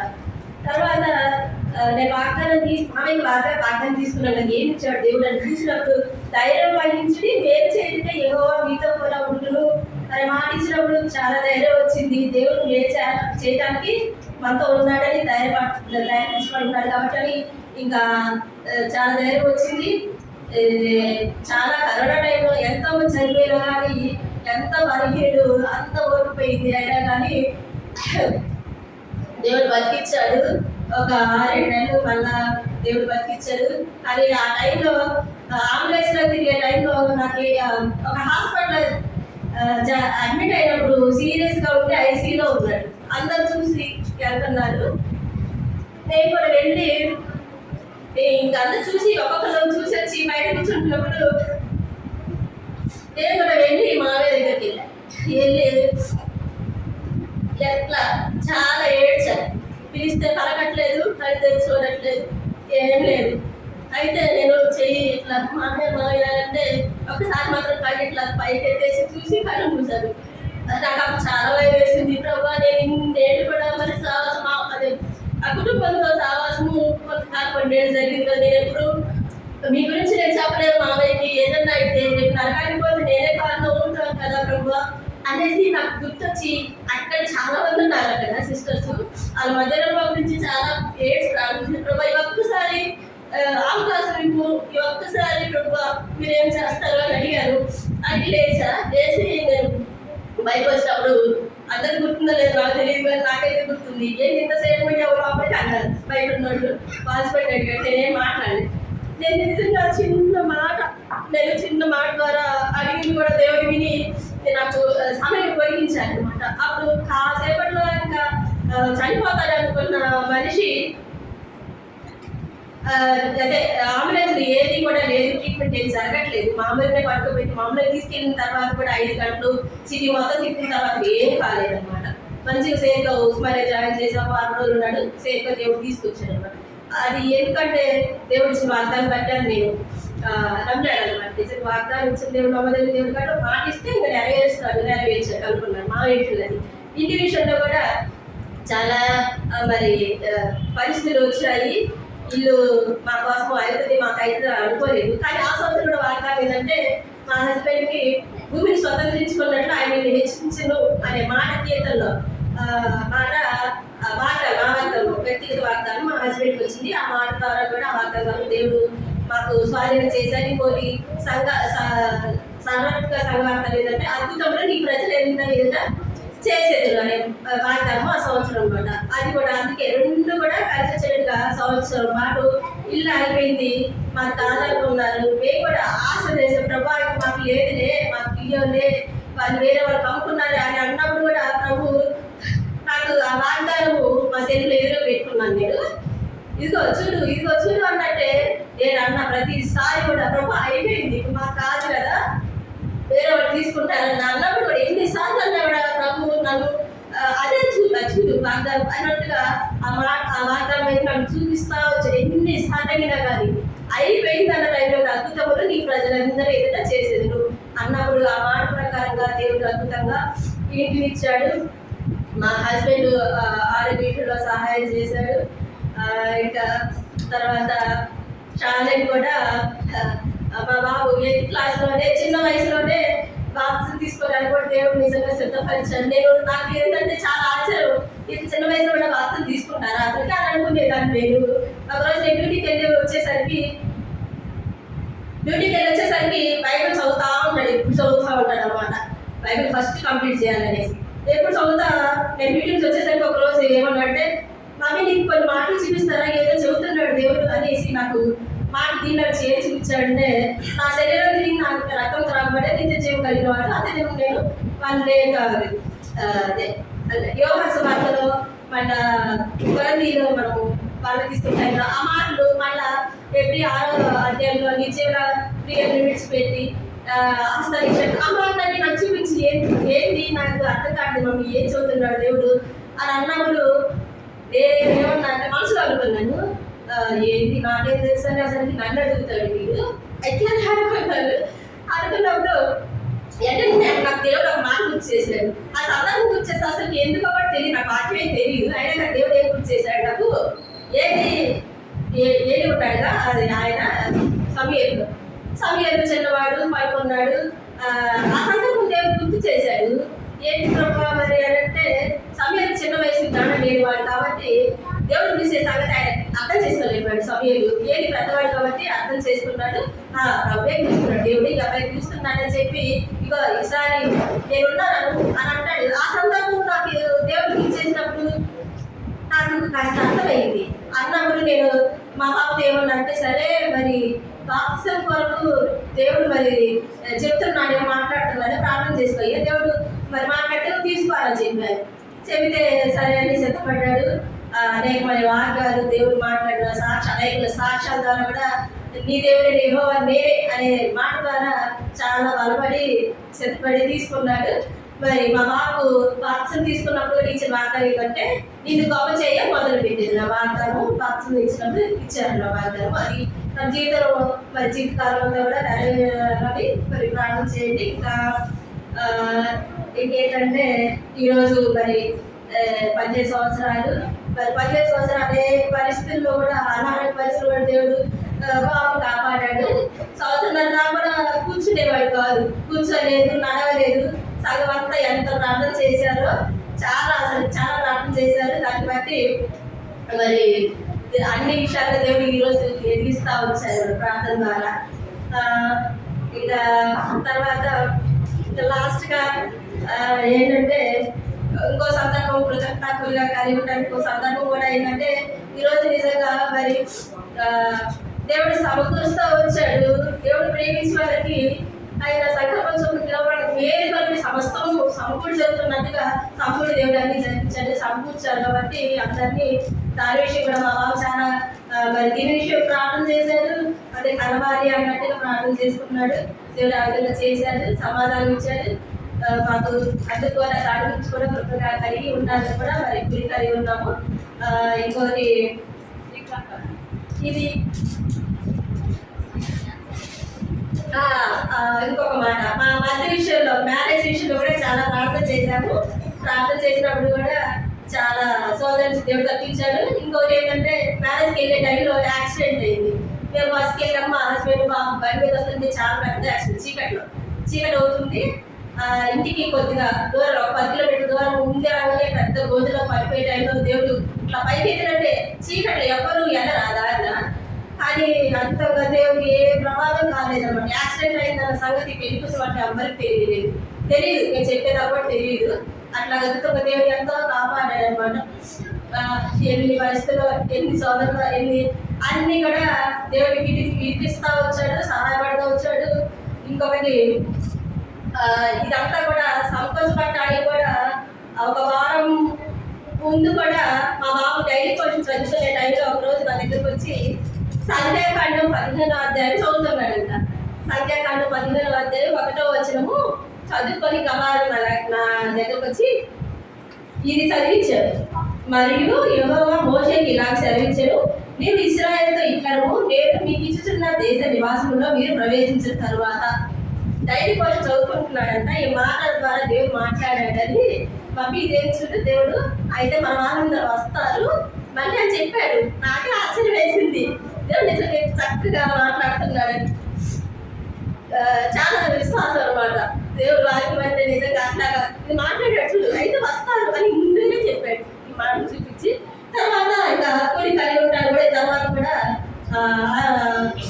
తర్వాత కూడా మరి దీని విషయం కూడా ఉంది. ప్రొక్కపడి చెల్లించాలి దేవుడు చేసిన మేలుకి అవన్నీ దాని ప్రకారం కూడా కొన్ని కలిగి ఉండడానికి దేవుడు సహాయం చేశాడు. ఇంకా చాలా ఉన్నాయి చెప్పడానికి. దేవుడు ఎంతో సమయం ఇచ్చాడు. నిజంగా ఈరోజు ఇట్లా నిజంగా నిలబడి ఉండడానికి దేవుడు ఒక్కడే కారణం.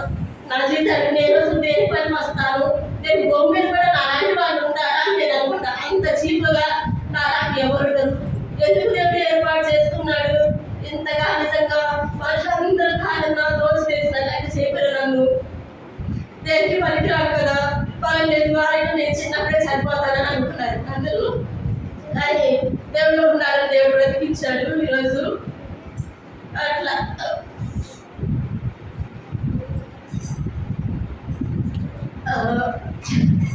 దేవుడు కూడా నేను ఎంతో నిజంగా కృతజ్ఞత చెల్లిస్తే నిజంగా మనస్ఫూర్తిగా ఎంత నాకు ఎప్పుడు కూడా ఒక ధైర్యం నిజంగా ఎన్నిసార్లు అని మాట చెప్పగలరు.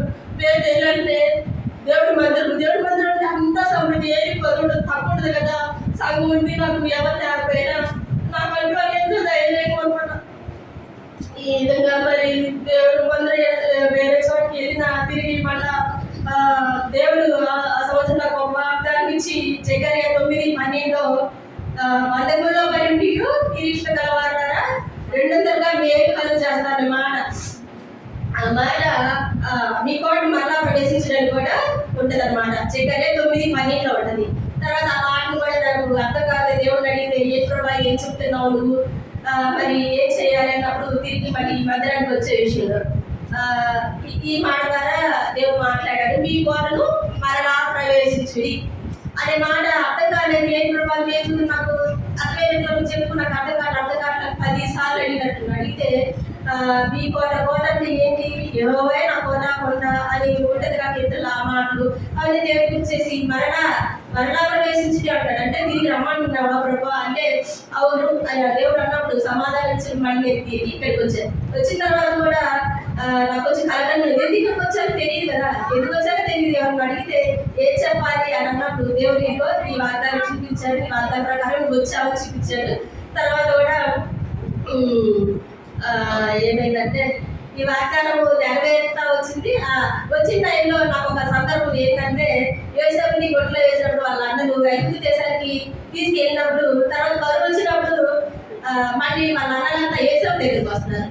వచ్చినప్పుడు మీరు భయపడకండి, మన మేలు కోసమే దేవుడు ముందుగానే నేను ఇక్కడ తీసుకొచ్చాను మాట ఆ సందర్భం నాకు గుర్తు చేశాను. నాకు అసలు నిజంగా బాగా తెలియదు, మరి ఎట్లా కానీ దేవుడు అన్ని అట్లా మాట్లాడుతూ ఉంటాడు అనమాట. ఇంకా నాకు భయం అనిపించలేదు, దేవుడే నడిపించారు, ఇక్కడికి తీసుకొచ్చాడు మళ్ళీ అన్నప్పుడు సమాధానం వచ్చింది. అట్లాగా దేవుడు నిజంగా దేవుడు చేసిన కార్యాలను బట్టి దేవుడికి ఎంతో ఇంకా మరి ఎన్నో చేశారు. ఈ కొద్ది సాక్ష్యం దేవుడికి చాలా అనేకులకు మరి నేను చెప్పిందా లేదా తప్పుందే మరి తెలియదు, కానీ దేవుడు నాకు చేసింది మాత్రమే నేను చెప్పాను. దీనిలో ఏ మాత్రం కూడా అబద్ధం లేదు, దేవుడు చేసింది మాత్రమే నేను చెప్పాను. ఇంకా ప్రార్థన అంశాలు ఏంటంటే మా వాళ్ళందరూ కూడా విగ్రహారాధికులే. నిజంగా నేను ఒకప్పుడు ఎట్లా ఉన్నాను, ఇదేదో మతం ఏదో చీపు తక్కువ వాళ్ళు ఏదో వేరు అని ఎట్లా అనుకున్నారో ఈరోజు వాళ్ళు అట్లా అనుకుంటున్నా తప్పులేదనిపించింది నాకు. నేను కూడా ఆస్తి నుంచి వచ్చాను కదా ప్రభు, ఈరోజు వాళ్ళు అంటారు చేయడంలో తప్పులేదో అనుకుంటాను. నేను నిజంగా వాళ్ళకి తెలియదు కాబట్టి చేస్తున్నారు అనుకుంటాను. కానీ మా యొక్క కుటుంబాలన్నిటి కొరకు రక్షణ కొరకు ప్రత్యేకంగా ప్రార్థన చేయండి. అమ్మవారు కూడా అత్తగారు అందరూ కూడా విగ్రహారాధనలో ఉన్నారు, వాళ్ళకి తెలియదు యేసు దేవుడు తెలియదు, ఇదేదో అనుకుంటారనమాట. యేసు ద్వారానే రక్షణ ఉంది, నాకు శిక్ష ఉంది, ఇవే ఏవి కూడా స్వార్థ విషయాలు, దేవుడు మాటలు ఏమి తెలియదు కాబట్టి వాళ్ళ కోసం ప్రత్యేకంగా ప్రార్థన చేయాలని కొద్ది సాక్ష్యం దేవుడు తీర్చు. ప్రార్థన చేసుకుందాం. ఉపకరించండి కొరకు ప్రార్థన చేసుకొని ఉపకరించుకుందాం. ప్రేమగా ప్రణాళిక మందులు వర్తండి పరిశీలన మా దేవ, మీ ప్రియ కుమారుడు మా రక్షకుడు